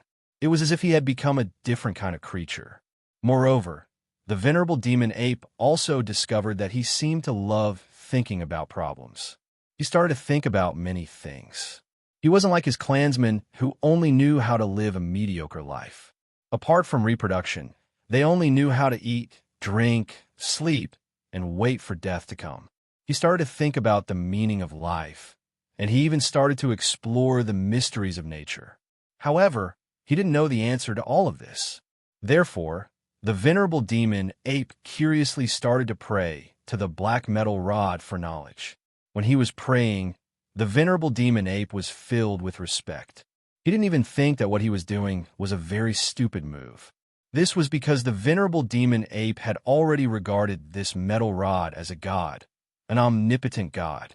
In fact, it was this stupid move that changed the venerable demon ape, changed the future of the demonic ape clan, and completely changed the fate of the Corpse Clan. At that moment, the venerable demon ape obtained the knowledge he wanted, and a secret scripture appeared in his mind. This was a secret scripture with no history and no words. Rather than calling it a secret scripture, it was more like a piece of enlightenment. After this secret scripture appeared in his mind, a thought appeared in the venerable demon ape's mind. I should be the strongest creature in the world. Who else but me can be the strongest in this world? This was a feeling, and it wasn't a complete cultivation technique record. It was also this feeling that made the venerable demon ape unwilling to submit. He was even more unwilling to sink into depravity. He wanted to become the strongest. The beginning of everything was because he worshipped the black metal rod from the bottom of his heart. This allowed him to obtain the black metal rod's recognition, and he obtained a supreme inheritance. However, the inherent concept in his heart made him try to suppress the idea of looking down on the world several times. He even felt that his idea was very laughable and undesirable. However, as time passed, as the power he obtained became stronger and the knowledge in his mind became richer, he realized that he was gradually accepting this concept. Therefore, when the Corpse Clan came to their territory to collect their clansmen again, the venerable demon ape didn't refuse, but he was already dissatisfied in his heart.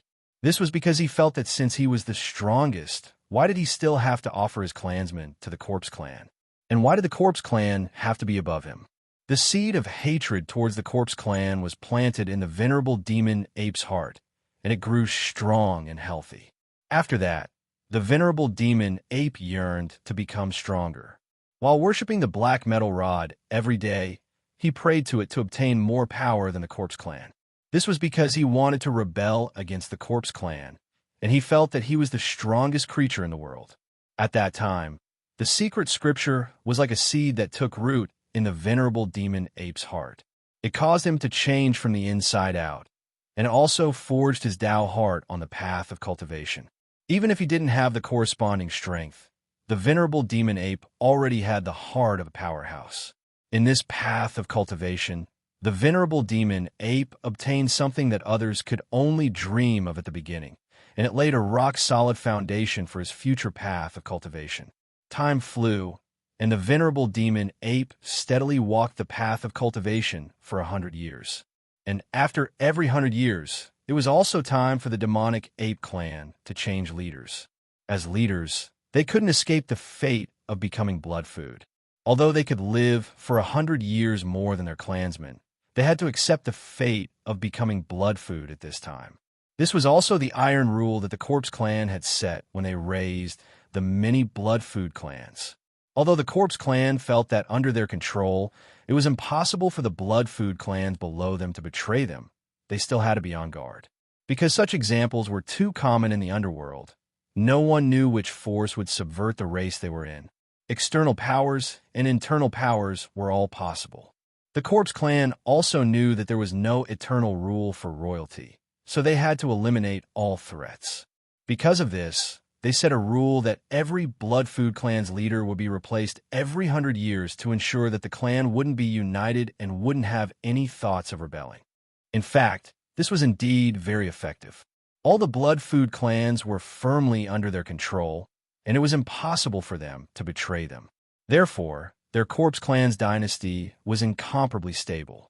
And after 100 years, it was time for the demonic ape clan's leader to become blood food. As usual, the members of the Corpse Clan came to the demonic ape clan's territory and started to select their clansmen. At the same time, they prepared to take away the venerable demon ape.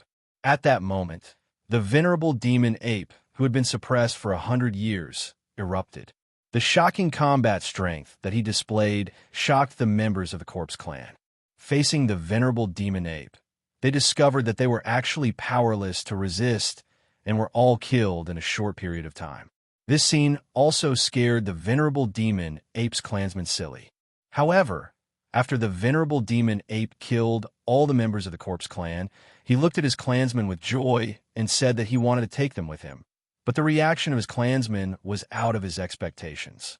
The clansmen looked at him with eyes filled with terror, disgust, fear, and unfamiliarity. They couldn't imagine how their leader could become so powerful, but most of them thought that their leader could be so stupid and actually dared to go against the Corpse Clan. In reality, it was only the venerable demon ape's wishful thinking. No clansmen were willing to rebel with him, and no clansmen were willing to follow him on this supreme path. Because they were already used to this kind of life, becoming blood food was already a matter of course to them. When everyone was unbearably stupid, the one who saw the reality and dared to rebel became an idiot in everyone's eyes. The venerable demon ape, who was unwilling, tried to persuade his clansmen, but no one paid attention to him. They didn't even dare to face him. At that moment, the venerable demon ape's heart was filled with anger. He didn't hate his clansmen, but he hated the corpse clan for making them so stupid. He didn't choose to leave by himself because he knew that if he left, the demonic ape clan would definitely be annihilated. He was born here, and he had been living with his clansmen for 100 years. He already had feelings for them, and he couldn't bear to see his clan being annihilated. He could only beg his clansmen, hoping that they would wake up. But soon, the corpse clan's clansmen discovered the demonic ape clan's abnormality and rushed over. A great battle broke out again. This time, the venerable demon ape roared at his clansmen as he killed the corpse clan's clansmen. He wanted to prove to them that the corpse clan wasn't supreme and inviolable, and that they would also die. In order to prove this point, the venerable demon ape even left one of the corpse clan's clansmen to kneel in front of him and beg him to prove this point to his clansmen. But what the venerable demon ape didn't expect was that the clansmen's eyes were still filled with hesitation, and they didn't wake up at all. They even knelt on the ground and wanted to release the corpse clan's clansmen in front of him, begging for his forgiveness. The furious venerable demon ape killed the corpse clan's clansmen on the spot. The corpse clan's army arrived, and the venerable demon ape fought alone while bathed in blood. But the actions of his clansmen made him despair. From their eyes, the venerable demon ape could see that they hoped for the corpse clan to kill him, and not for him to obtain victory. In this battle, the venerable demon ape suffered serious injuries. Among the overwhelming number of experts from the corpse clan, there were many existences that were stronger than him. But even though his entire body was bathed in blood, the venerable demon ape still fought with all his might. Even if he died, he wasn't willing to submit to the corpse clan. He was supposed to be the strongest creature in this world. At that moment, the black metal rod seemed to resonate with him. It rose from the ground and was firmly grasped in his hands. Boundless energy continuously flowed into his body. At that moment, the stubbornness in his heart was protected by the black metal rod, and the venerable demon ape went berserk. With a raise of his hand, he pierced through the sky, and with a wave of his hand, he swept through the army. He was like a god of war. This battle lasted for more than a year. Every time he was on the verge of death, the black metal rod would pull him back from the brink of death, giving him the strength to continue fighting. In this year of bloody battle, the venerable demon ape got stronger and stronger. Finally, he became a god, and his name was engraved on the god list. The heavens and earth wept blood, and all living beings naturally celebrated. But at the moment when he became a god, the venerable demon ape placed a law curse on his clansmen. Since the corpse clan treats my demon ape clan as food, then I will curse the descendants of my demon ape clan to become addicted to the corpse clan. I will swallow their flesh, blood, and bones and absorb their bloodline power. Demonic thoughts will be born in our hearts, and we will be unable to resist for generations to come. This curse was engraved on the flesh and blood of every member of the demon ape clan. From then on, whenever they saw the corpse clan, they would be unable to resist and want to swallow them. This was because this was the curse of the venerable demon ape. This was also the beginning of the demon ape clan's control of the Hell Dao's second domain. Chapter 672. For this, venerable devil ape even allowed his clansmen to drink his divine blood to help them grow faster. However, in order to perfect the demonic ape race that he created, he began to create some new life forms to work together. Day after day, year after year, the wheels of time rolled. However, venerable devil ape had an obsession in his heart. This battle was incomparably tragic. The devil ape clan had sacrificed more than half of their clansmen, but they still couldn't contend with the powerful corpse clan head-on. In the following days, Venerable Devil Ape started to search for the descendant of the corpse race. He swore that he would definitely find his soul, because this was the only way for him to resurrect his deceased clansmen. Apart from a black iron rod, he was accompanied by a pile of stone coffins. The black iron rod told Venerable Devil Ape that as long as one became an ancient God Realm expert, they would have the ability to create. They would be able to create their own domain and even new life forms. This battle lasted for more than 30 days. The nearby mountains collapsed, the vegetation decayed, and all the vitality was destroyed by the aftershocks of their battle. In this lush western world, a special domain isolated from vitality was formed. He wanted to revive his clansmen and find the corpse god's soul orb. On that day, the ape's roar resounded throughout the entire second realm. The black cudgel tore through the sky like a dragon, smashing through the clouds and clashing head-on with the zombie divinity. Supremacy Demonic Ape led the demonic ape race through the spatial barrier and arrived at the Purgatory Tao's second domain world that he was once extremely familiar with. This was because they were absolutely not a match for the corpse race in a head-on confrontation. Although the soul-devouring beast was terrifying, it was equally terrifying to the corpse race. As long as they used it reasonably, the soul-devouring beast would also be their protective umbrella against the corpse race. Among them was a creature that the venerable demonic ape was very familiar with, the flame-devouring dragon. The zombie goddess was also gradually discovering that she was no longer a match for the Lord demonic ape. The second creature he created was a creature similar to the corpse race, the corpse spirit. After creating it, he raised it in this world. Therefore, he worshipped the black iron rod every day. Even after becoming a god, he never stopped worshipping it. This was a desolate world. There didn't seem to be any living creatures. As far as the eye could see, there was only surging lava and cracked earth. This was the only pure land in Venerable Devil Ape's heart, and he was the only one who could go there. Blood food is only blood food in the end. Even if you have a fortuitous encounter, you won't be able to escape this fate. You will only end up like your clansmen. However, there was not a trace of confusion in his heart, because the thought of revenge gave him endless motivation. Even though the devilish ape tribe had also suffered several waves of attacks from the soul-devouring beasts, and close to half of their tribe members had perished, the devilish ape, Venerable Devilish Ape, still managed to hold on with great difficulty in the end. In the end, a brand new demonic ape race was born. However, the Black Metal Rod's answer was impossible.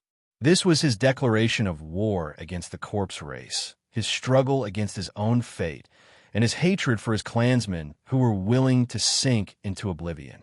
Even though there were many soul-devouring beasts protecting them, they were completely unable to do anything to the corpse goddess, and they were all shattered into countless fragments with a wave of her hand. In that battle, the demonic ape race unleashed all of their combat power and destroyed several cities of the corpse race. They headed straight for the main city of the corpse race. At this moment, the corpse race had no choice but to hope that their ancestor, the corpse god, would return as soon as possible. The corpse god was extremely fearful of the venerable devilish ape's aptitude, and he also felt threatened by it. In that instant, the deaths of his clansmen triggered the venerable devilish ape, and he roared angrily into the sky, hating the tragic fate of his clansmen. In the days that followed, the venerable devilish ape began to teach his clansmen the body-strengthening technique he had obtained from the black metal rod, and he also taught them knowledge. At the same time, he led his clansmen to pray to the black metal rod every day, hoping that it would continue to protect him and his clansmen. He didn't want to walk this path of absolute power alone. He wanted to lead his clansmen to climb to the top with him. However, the venerable devilish ape was always able to avert disaster with his clever arrangements, and his clansmen also began to evolve by devouring the bloodline power of the corpse race members. During this battle, the venerable devilish ape's body was crippled, and even his soul was injured. However, he still managed to hold on with great difficulty under the protection of the black metal rod, and he continued to roar as he pounced toward the corpse god. The two of them had fought countless times, but this time, the venerable devilish ape was no longer the weakling who couldn't even put up a fight as his clansmen died. On that day, two extremely special children were born in the Mirage race. When he woke up, he realized that he was at the bottom of a valley, and the black metal rod was stabbed into the ground beside him. The moment this curse was formed, the corpse race was no longer supreme in the eyes of the demonic ape race members. They couldn't help but want to pounce toward the corpse race city, devour its flesh, and suck its marrow. He wanted to continue fighting, but the corpse god wasn't willing to fight him anymore, and he decisively left the territory of the soul-devouring beasts.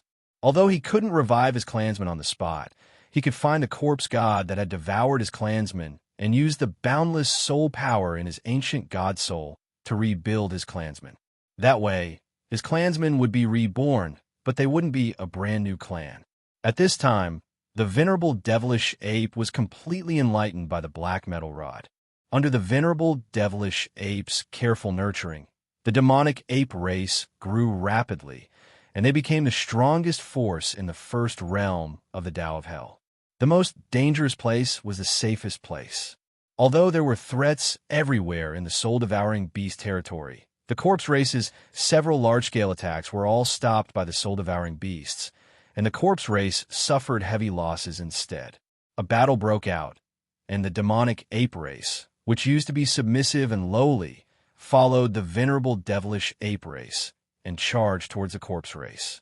This was the power of the 6 paths of reincarnation, and no living being could interfere with it. Even the powerful ancient gods couldn't revive the dead living beings on the spot. The venerable devilish ape wasn't satisfied with this answer, because he didn't want to create a new clan. He wanted his original clansmen. With a sense of urgency, the venerable devilish ape cultivated diligently every day, absorbing knowledge from the black metal rod and constantly tempering his body. However, even if the venerable devilish ape had the protection of the black metal rod, there was still a limit to his physical strength. Corpse God, the venerable devilish ape, who understood this point, finally led his clansmen to fight a bloody battle. They fought while retreating and finally hid in the west of the second realm of the Tao of Hell, which was also the territory of the soul-devouring beasts. The venerable devilish ape's curse was branded in the bloodline of all his clansmen, including himself. Therefore, this battle ended prematurely because of the fusion of the soul-devouring beasts. While his consciousness was hazy, the heart of an expert in the venerable devilish ape's heart was catalyzed once again, and it grew. However, there was a taboo in the venerable devilish ape's heart. None of his clansmen were allowed to step into the cave where he buried his clansmen. It was the same every day, year after year of cultivation.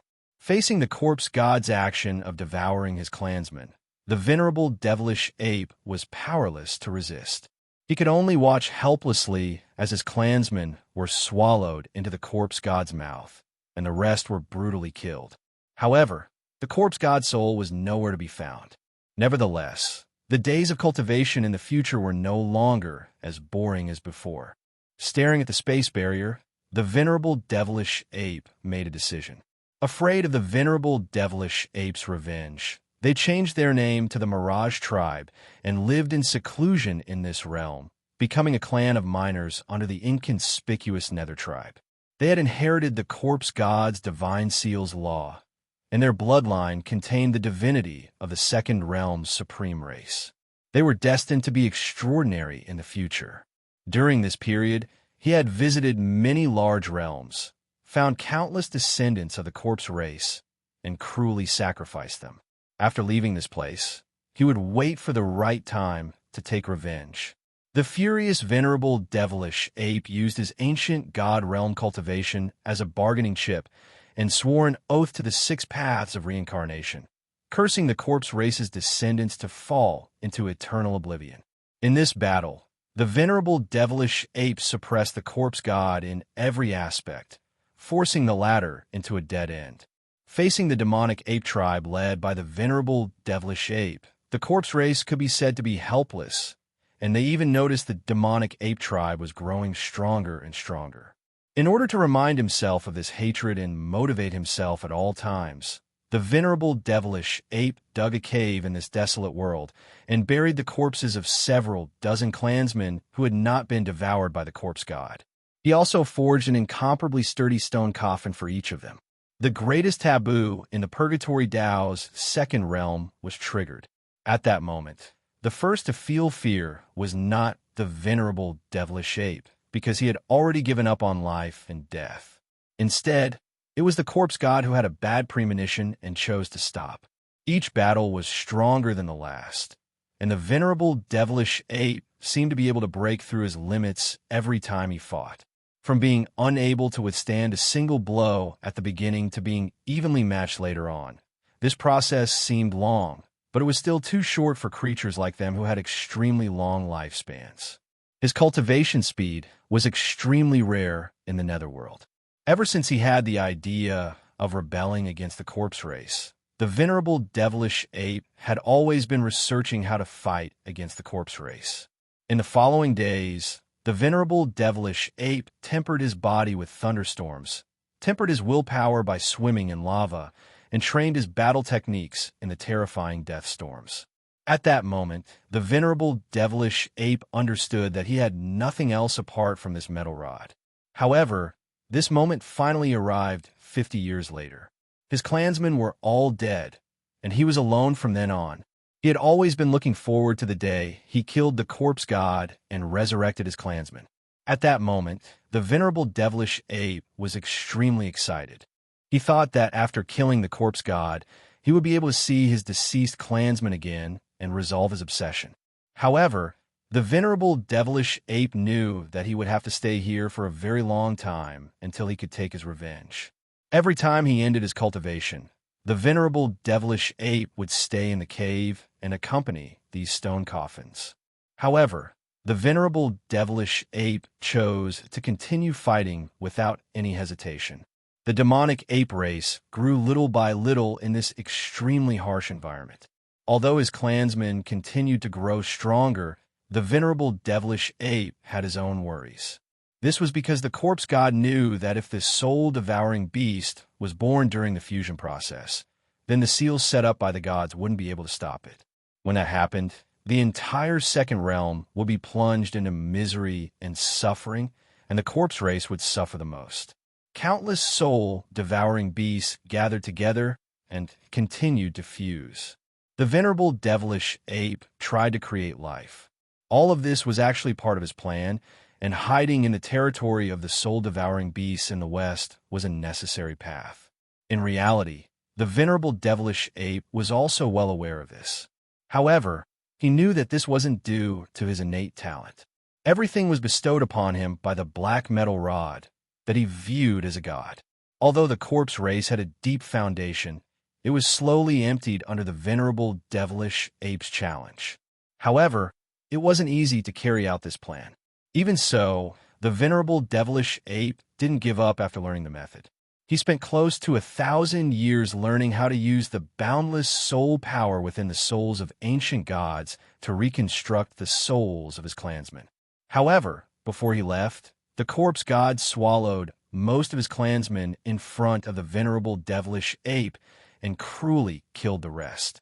Then, the corpse god pointed at the venerable devilish ape with a blood-stained hand and said, "This was the forbidden area of the second realm of the infernal realm. It was also a forbidden area for soul-type life forms." What made the corpse god even more uneasy was that the demonic ape race that the venerable devilish ape had created had enormous potential, so much so that it surpassed the corpse race. One had red skin, while the other had purple skin.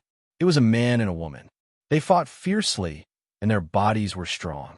Moreover, they would evolve after devouring the members of the corpse race. The venerable devilish ape had sent several batches of his clansmen away in advance and dispersed them to the outside world. Meanwhile, his soul had left a mark on the bodies of these fleeing clansmen. Once he died, his soul would instantly teleport into the bodies of these clansmen and lay dormant there. As they reproduced and lived, they would awaken at some point. He had indeed killed the corpse god. However, when he was about to absorb the corpse god's soul, he discovered that the corpse god's soul had turned into two soul orbs, one red and one purple, and disappeared in the blink of an eye. Although he had the ambition to be the strongest, the venerable devilish ape's feelings for his clansmen had never faded. This was because the strongest enemy had yet to return. The soul-devouring beast was completely enraged by their battle. During the battle, the venerable devilish ape discovered that the look down on the world seed in his body was constantly germinating and growing, causing his battle power to continuously increase. This battle lasted for close to 100,000 years. When the final battle started, the second realm of the infernal realm was filled with the smell of blood. His prayers were answered.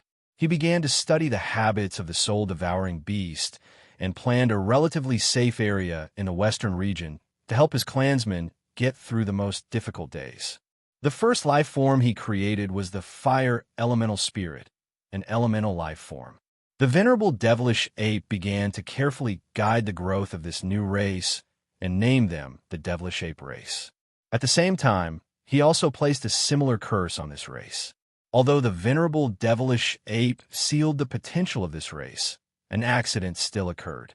After the battle ended, the venerable devilish ape found out that the corpse god had long known that he would face defeat, so he had left a way out for himself. Although he still hoped to see his original clansmen again, he didn't want to be alone anymore. However, before he left, the venerable devilish ape returned to his territory and stored the bodies of his clansmen who had been killed by the corpse god. He then brought them into the valley, crossed the realm barrier, and arrived at the first realm of the infernal realm. The weather here was extremely bad, but the venerable devilish ape didn't feel the slightest bit uncomfortable. Under the venerable devilish ape's curse seal, the corpse god would never be able to awaken again. His longing for his clansmen didn't fade with time. Instead, it deepened. The servility that had been suppressed for countless generations was completely released at this moment.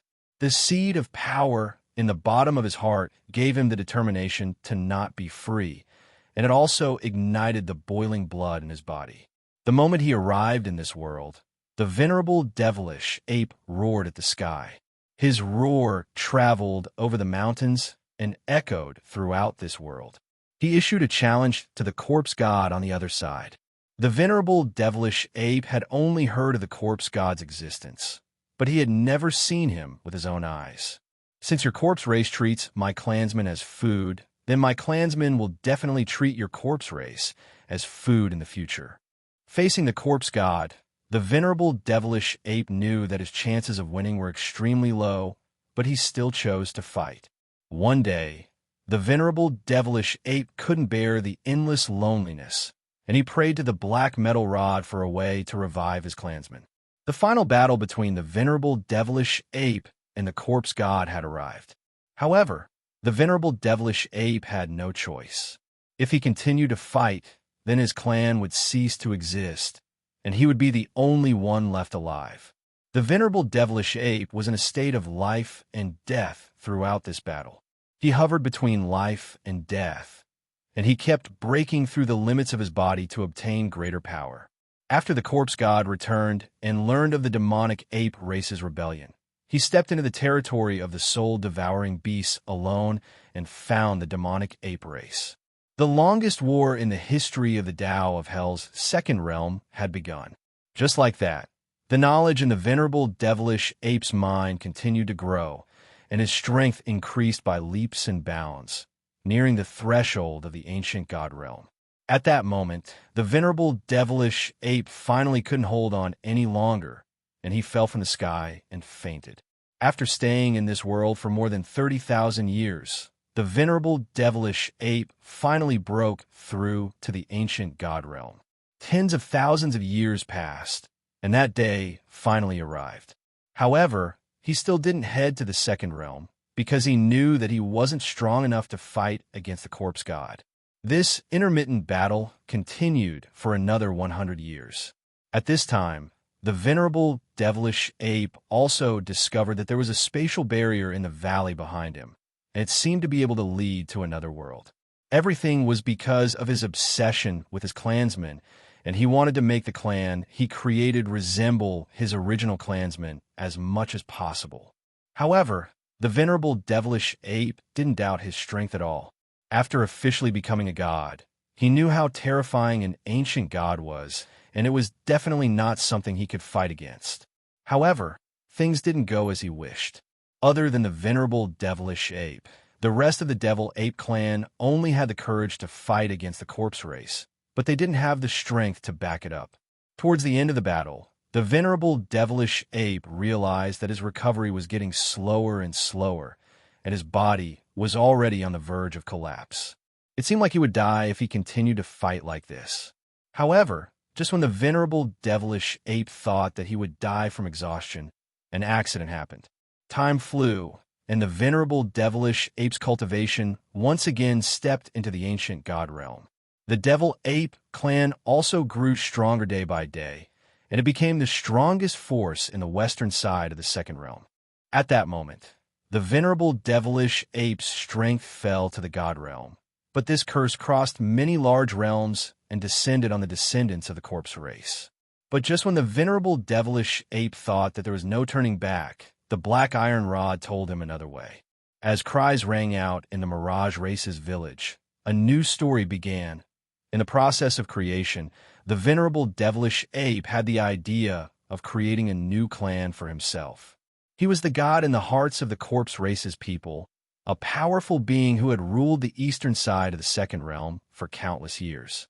During this period, the corpse race never gave up on the idea of annihilating the devil ape clan, and they came to the western side several times. At the end of this period of history, a group of corpse race escaped to the Senluo domain. It was too lonely to walk alone, and this was not what the venerable devilish ape wanted. Chapter 673. The past was like smoke, gradually dissipating. Staring at the two soul pearls hovering before him, venerable demonic ape couldn't help but feel excited. He had searched for them for a very long time, so long that he had forgotten how many years had passed. Many things had changed in the second realm. However, he had never abandoned his obsession, which was to resurrect his clansmen. At this moment, he knew that his clansmen were about to be resurrected. Although he had close to 10 million descendants, the only clansmen he recognized were the members of the demonic ape tribe who had been killed by the corpse goddess. The current demonic ape tribe was just a substitute. At the very least, he wouldn't feel so lonely. After taking a deep breath, venerable demonic ape gradually calmed down. He raised his hand and grabbed the two soul pearls. Then, he crushed the two soul pearls. Immediately, a vast wave of soul power swept out, and even venerable demonic ape couldn't help but take a step back. Fortunately, the two soul pearls exploded above the clouds, and the shock waves didn't spread below. Following which, venerable demonic ape closed his eyes and started to control the soul power to gather between his hands. Venerable demonic ape had practiced this step countless times in his mind. He had even created many races to practice this step. One could say that venerable demonic ape was very familiar with this step. As the soul power in the surroundings was absorbed into its hands, the venerable demonic ape suddenly opened its eyes and roared into the distance. His roar created sound waves that scattered the clouds and continuously radiated forward. In the blink of an eye, the sound waves resounded throughout the path of the Purgatory's second realm. They even passed through the barrier of the second realm and reached the path of the Purgatory's first realm. At this moment, in the path of the Purgatory's first realm, countless stone coffins in a collapsed cave suddenly trembled, as if in response to the earth-shattering roar. When the nearby players saw this scene, they were astonished. They couldn't understand what was happening. However, what happened next left them dumbfounded. Many players started to record the scene and even started live streaming it on the forums. Countless stone coffins rose from the rubble, and a black glow flowed on the surface of the ancient stone coffins, following which they transformed into black arcs that flew into the sky. Holy **T. Everyone look, the coffin is flying. 666, I remember digging these coffins out 2 years ago, but I gave up when I couldn't break them open. Now they're flying. Did someone trigger a hidden plot? Who did it? Can anyone come out and explain what happened? It's probably some son of a B asterisk TCH. He probably did something that angered his ancestor. Now, he's going to punish his relative in the name of righteousness. Let's all disperse. Laughing emoji. There was a lot of discussion going on in the nearby live chat channel.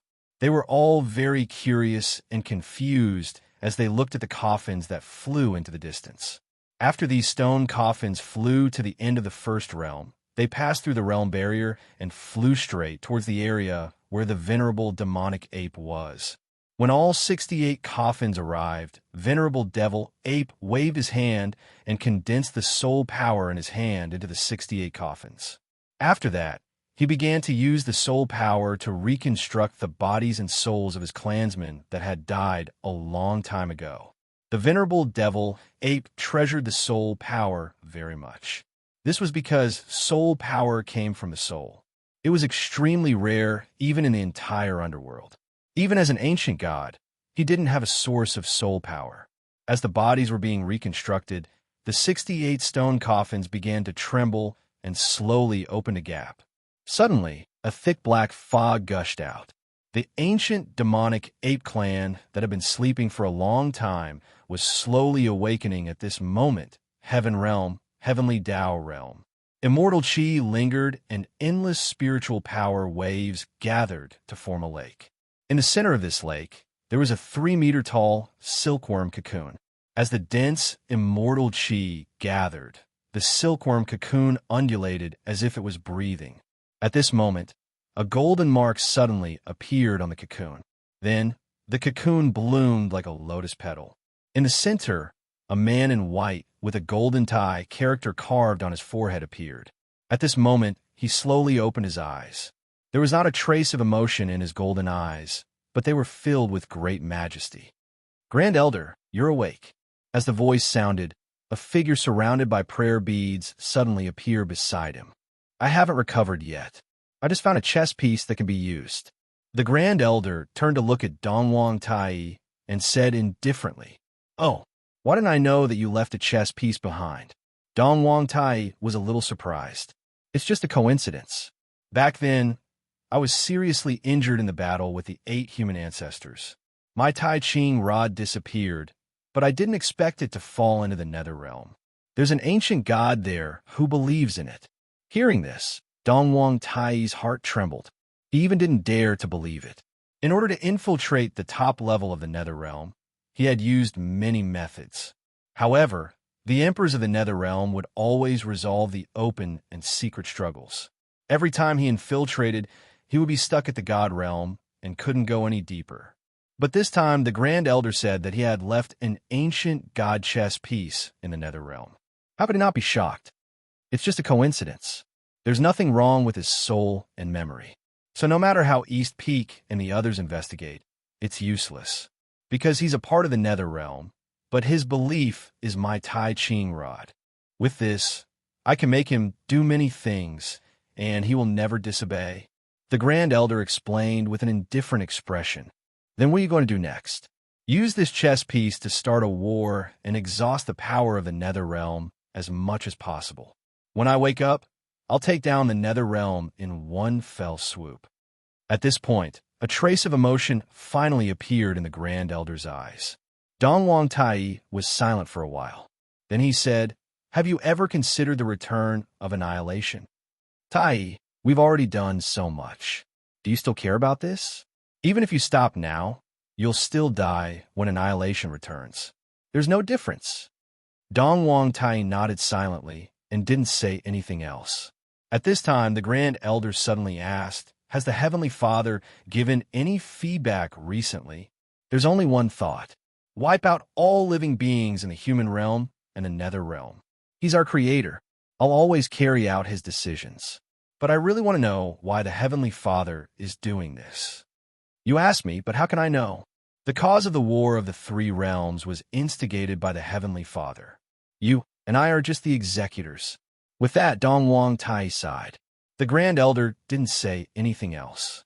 Just as he was about to continue his seclusion to heal himself, a dazzling ball of light, as bright as the sun suddenly bloomed above his head.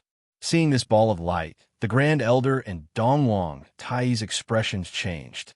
They immediately bowed to the ball of light. Heavenly Father, do you want to know the reason? The ball of light didn't say anything, but its voice suddenly appeared in the minds of Dongwang Tai and the Grand Elder. Dongwang Tai and the Grand Elder seemed a little hesitant when they heard it. You're all my children. Your power is bestowed by me. I don't need to hide it from you. I'll let you see the whole story. As the voice sounded in their minds, Dongwang Tai and the Grand Elder suddenly realized that the scenes around them began to rapidly rewind, as if time was rewinding. In the blink of an eye, the heavenly realm they were in changed from a fairyland to a desolate land. It was like the surface of a deserted planet, without a trace of life. Don't doubt it. This is the original 3 realms. The old voice sounded again. Heavenly Father, since this is the 3 realms, why isn't there a trace of spiritual chi or the power of laws? The Grand Elder asked indifferently. Because the 3 realms never had any spiritual chi, let alone the power of laws. It was originally just a barren land. Then why? The Grand Elder was about to continue asking when he suddenly frowned, because he realized that something was wrong with his surroundings. Although there was no power of laws around, there were countless things that seemed purer than the power of laws. As he had never come into contact with them, he didn't know what they were exactly. This is the holy spiritual force. It's different from spiritual chi and laws. It's the most fundamental power that builds the entire outer realm. And the original state of this world is built from 1,000,000 strands of holy spiritual force. At this moment, Dongwang Tai and the Grand Elder were very surprised. At the same time, they didn't understand why the Heavenly Father would bring them to the moment before the 3 realms were built. Keep watching, you'll know. As the voice faded, time began to move forward. They didn't know how much time had passed. It could have been 1,000,000 years, or it could have been hundreds of millions of years, but their surroundings didn't change at all. The world didn't evolve into the embryonic form of the 3 realms as Dongwang Tai and the Grand Elder had imagined either. Just as they were confused, the world suddenly trembled, and countless figures appeared out of thin air. Dongwang Tai and the Grand Elder immediately looked at the figures, only to find that they were blurry. They couldn't see their faces at all. There's no need to look. They don't seem to belong to this space and time. Even I can't see their faces clearly. The Heavenly Father's voice rang out, dispelling Dongwang Tai and the Grand Elder's thoughts. Next, they began to quietly observe the blurry figures, wanting to know what they were going to do. Time passed again. They didn't know how much time had passed. The figure in the lead kept shuttling back and forth in the world, as if he was investigating it. In the end, he suddenly stopped at the center of the world. What happened next shocked Dongwang Tai and the Grand Elder, because the figure was actually creating a world. As a dark red book appeared, countless power of laws surged out, rushing to every corner of the world. At that moment, the figures behind him began to help him construct this world. Gradually, the world was divided into 3 layers, and the initial form of the 3 realms was revealed. Next, the figure in the lead charged towards the middle layer and began to carefully construct this world. Time passed quickly, and as he created, the world began to give birth to new species. However, all new species would quickly die the moment they were born. After being born and destroyed several times, the figure stopped creating, standing where he was as if thinking about why he couldn't create life. Gradually, he seemed to understand why life could not exist in the middle layer. At that moment, he went to the bottommost layer and began to create new life. This time, he succeeded. A black orb of light was slowly born in this world. Seeing this, the figure seemed to be extremely happy. He continuously stroked the black orb of light, then brought it to the top layer and created a similar-looking golden orb of light. Looking at the golden orb of light, Dongwang Tai and the Grand Elder were extremely shocked. They could not help but ask, "Heavenly Father, you were created by this figure?" "That's right. I am the Heavenly Tao, and the 6 paths were born with me." Hearing this, Dongwang Tai and the Grand Elder continued to observe the figure in disbelief. Soon, they understood why the Heavenly Father had always hated the other two realms. As they were formed, the three realms underwent great changes. The Heavenly Tao and the Six Paths took the initiative to absorb outer spiritual qi to replenish the three realms. Gradually, the middle layer gained life and was no longer so desolate. All of this was seen by that figure. But soon, the world changed.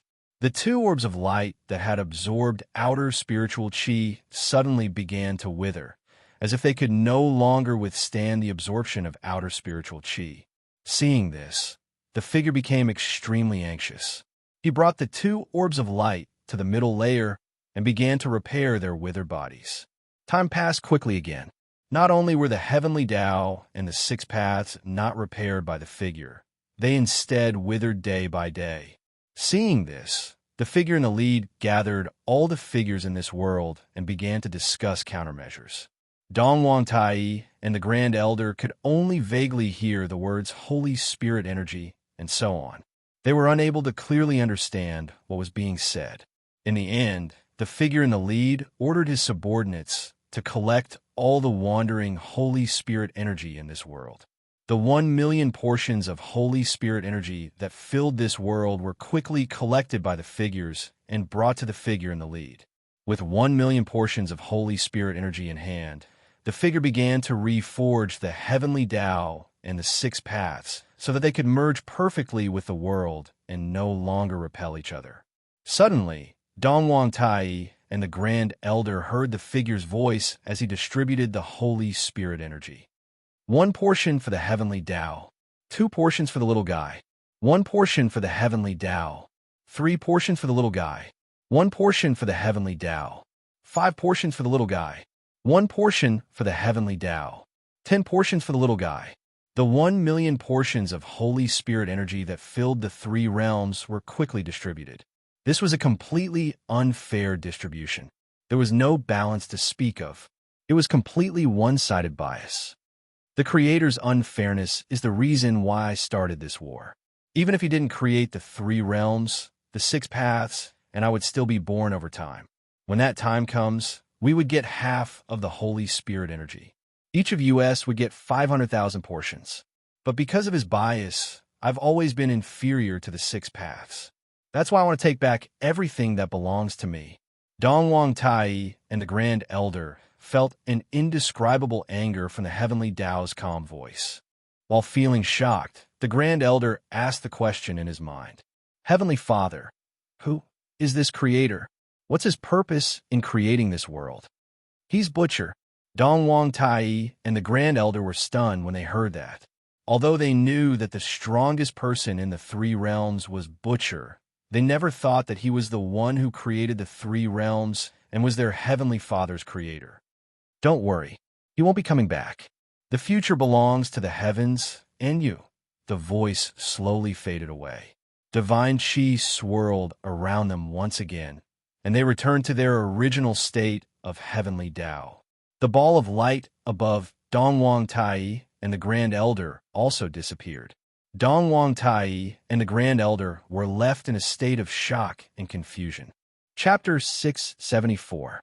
Beiki, the Mansion of the Dead.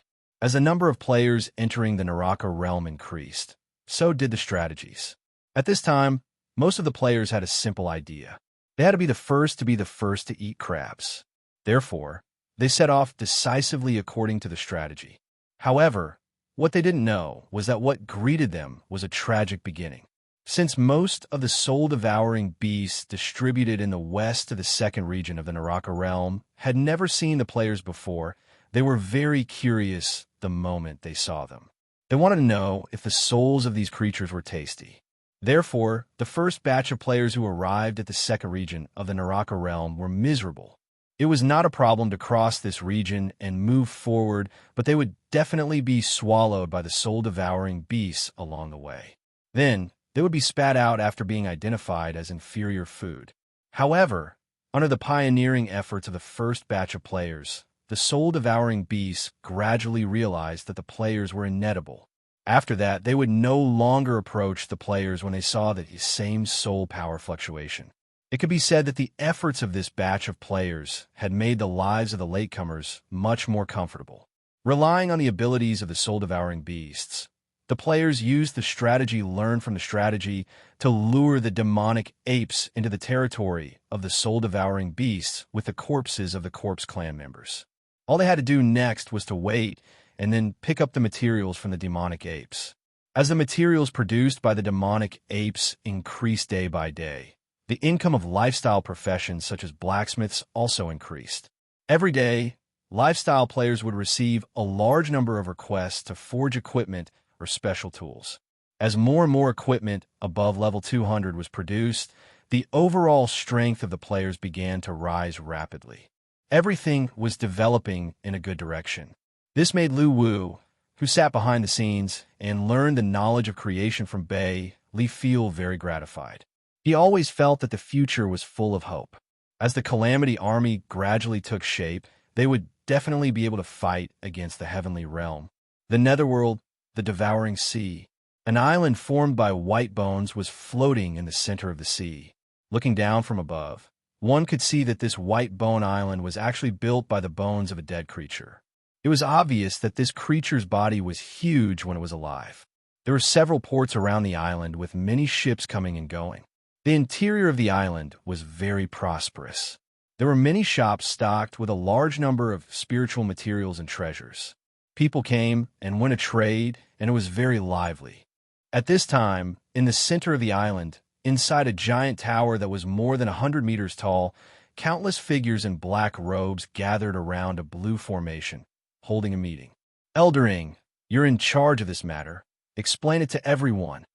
At that moment, the woman standing at the head of the table suddenly turned her head to look at Eldering and said, from the dim blue glow of the array, it could be seen indistinctly that although the woman had the upper body of a human, the lower part of her body was that of a snake. At that moment, her eyes that were flashing with a scarlet glow stared straight at Eldering as she questioned him. When Eldering heard that, he nodded and immediately opened his mouth to say, regarding the player clan, I decided to investigate it as a precaution. After that, Elder Hua entrusted the Illusion Fish clan to go to Beiki to investigate. However, the problem now is that the Illusion Fish clan has moved away from the Devouring Sea, and they are heading towards Beiki, where the player clan is located. In other words, the Illusion Fish clan has surrendered to the player clan. As he spoke, Eldering paused and swept his gaze across the people present before continuing. Although I don't know the reason, one thing is clear. The Illusion Fish clan actually dared to take the risk of offending the Underworld Chamber of Commerce to surrender to the player clan. From the perspective of the Illusion Fish clan, it is obvious that they think that the player clan is capable of contending against the Underworld Chamber of Commerce.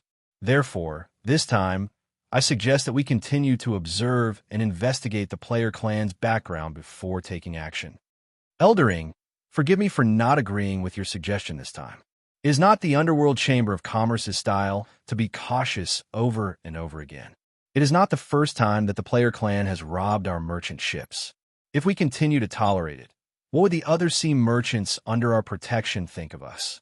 Therefore, I feel that we must strike with lightning speed and annihilate the player clan. At that moment, a burly man sitting opposite to Elder Ing suddenly spoke up. Seconded. Seconded. After the man finished speaking, most of the people present in the meeting shouted in agreement. After that, everyone fell silent and turned to look at the woman standing at the head of the table. The woman did not speak. The corners of her mouth slowly curled up, revealing a charming smile. Eldering, I actually have something that I'm very confused about. Can you answer it for me? Eldering was puzzled, but he still spoke decisively. Guild leader, please speak. Actually, we have known each other for a very long time. But recently, you have been a little unfamiliar to me. As she spoke, the woman's scarlet eyes focused on Eldering. Why do you say that? In my impression, you have always been a decisive person. It is precisely because of this that I established the War Chamber of Commerce and let you manage the various external affairs. And you have not been disappointed. You have always been able to handle the external affairs in the shortest time possible. Although I do not have a detailed understanding, I know that the rebellion on East Spring Island and the Sea of Storms incident all ended under your swift and decisive suppression. At this point, the woman took a deep look at Elder Ing and continued to speak. But only this time, your way of doing things has become very strange. It is completely different from before. If the words of caution came from the mouth of the Black Elder, I would think it is very normal. But this time, when the Black Elder said to take the initiative to attack, you advised us to be cautious. So I'm very puzzled. I really want to know what your true thoughts are. You suspect me. Elder Ying's hoarse voice came from his mouth. When the woman heard that, the black robe on the surface of her body fell off, revealing her enchanting snake body. Her lower body that was covered in red scales suddenly curled towards Elder Ying, but stopped abruptly at Elder Ying's forehead, and then slowly retracted. Why? I suspect that you have already taken action. We have worked together for so many years, and I trust you very much. But I trust you, and I hope that you can also trust me. Tell me the reason. At that moment, Elder Ying's heart was tense. He did not expect that this time, to clear the name of the player clan and the Sea King, would put himself in such a predicament. His mind was working at full speed, and Elder Ying began to think of a way to deal with it. At that moment, he also realized that what he was doing now was extremely different from the way he did things in the past. Back then, in order to bring down the Underworld Merchant Guild, he had always been swift and decisive in dealing with the outside world. He would personally carry out all the actions that could lead to war against the outside world. However, in the eyes of the higher-ups of the Underworld Merchant Guild, his actions had always been like this. This was also the reason why he was able to rise so quickly in the Underworld Merchant Guild. His decisiveness in killing had always been the label that others had for him. However, this time, the people involved were unable to see clearly. Elder Ying completely did not consider whether his change was too great, as he held a high position in the Underworld Merchant Guild and was the number one person under the president. No one had mentioned this to him. Now that the president had personally pointed it out, he had already realized that the situation was not good. In the silence, everyone present was waiting for Elder Ying's answer. After a moment, Elder Ying suddenly said, "There's nothing much to explain. This is just my opinion after I carefully understood the situation of the player clan. Their appearance was too strange. In such a short period of time, they swept across the empty void and the Kuelong Ocean. They're definitely not the opponents that we encountered previously. So, I feel that we need to be cautious. However, if all of you have doubts, I have nothing to say." Hearing this, everyone was silent. They subconsciously turned their heads to look at the woman, waiting for her decision.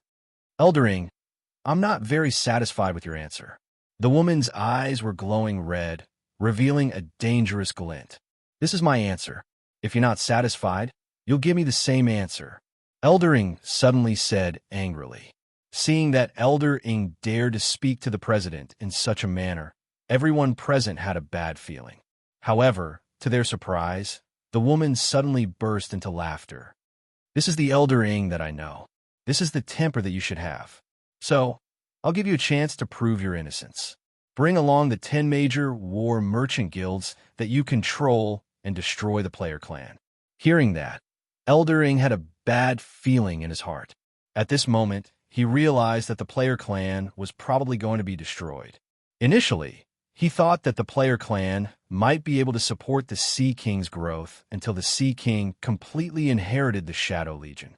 However, the situation had changed too quickly, leaving him no time to plan his next step. "Elder Ying, do you dare?" At this moment, the woman suddenly said, "Why not? I've always been in charge of the external wars of the devouring underworld branch. This time, the war against the player clan will also be initiated by me." Elder Ying bit the bullet and agreed immediately. "All right, I hereby congratulate Elder Ying on your victorious return," the woman said with a smile. "Congratulations on your victorious return, Elder Ying." Hearing the president's words, everyone present immediately chimed in. At this moment, Elder Ying snorted coldly, and his figure slowly disappeared from the spot. As he walked out of the giant tower and walked towards the shore, Eldering felt a sense of helplessness. Destroying the player clan was not his wish, but at this moment, he knew that he had no choice but to do so. However, before that, he felt that it was better to inform the Sea King in advance.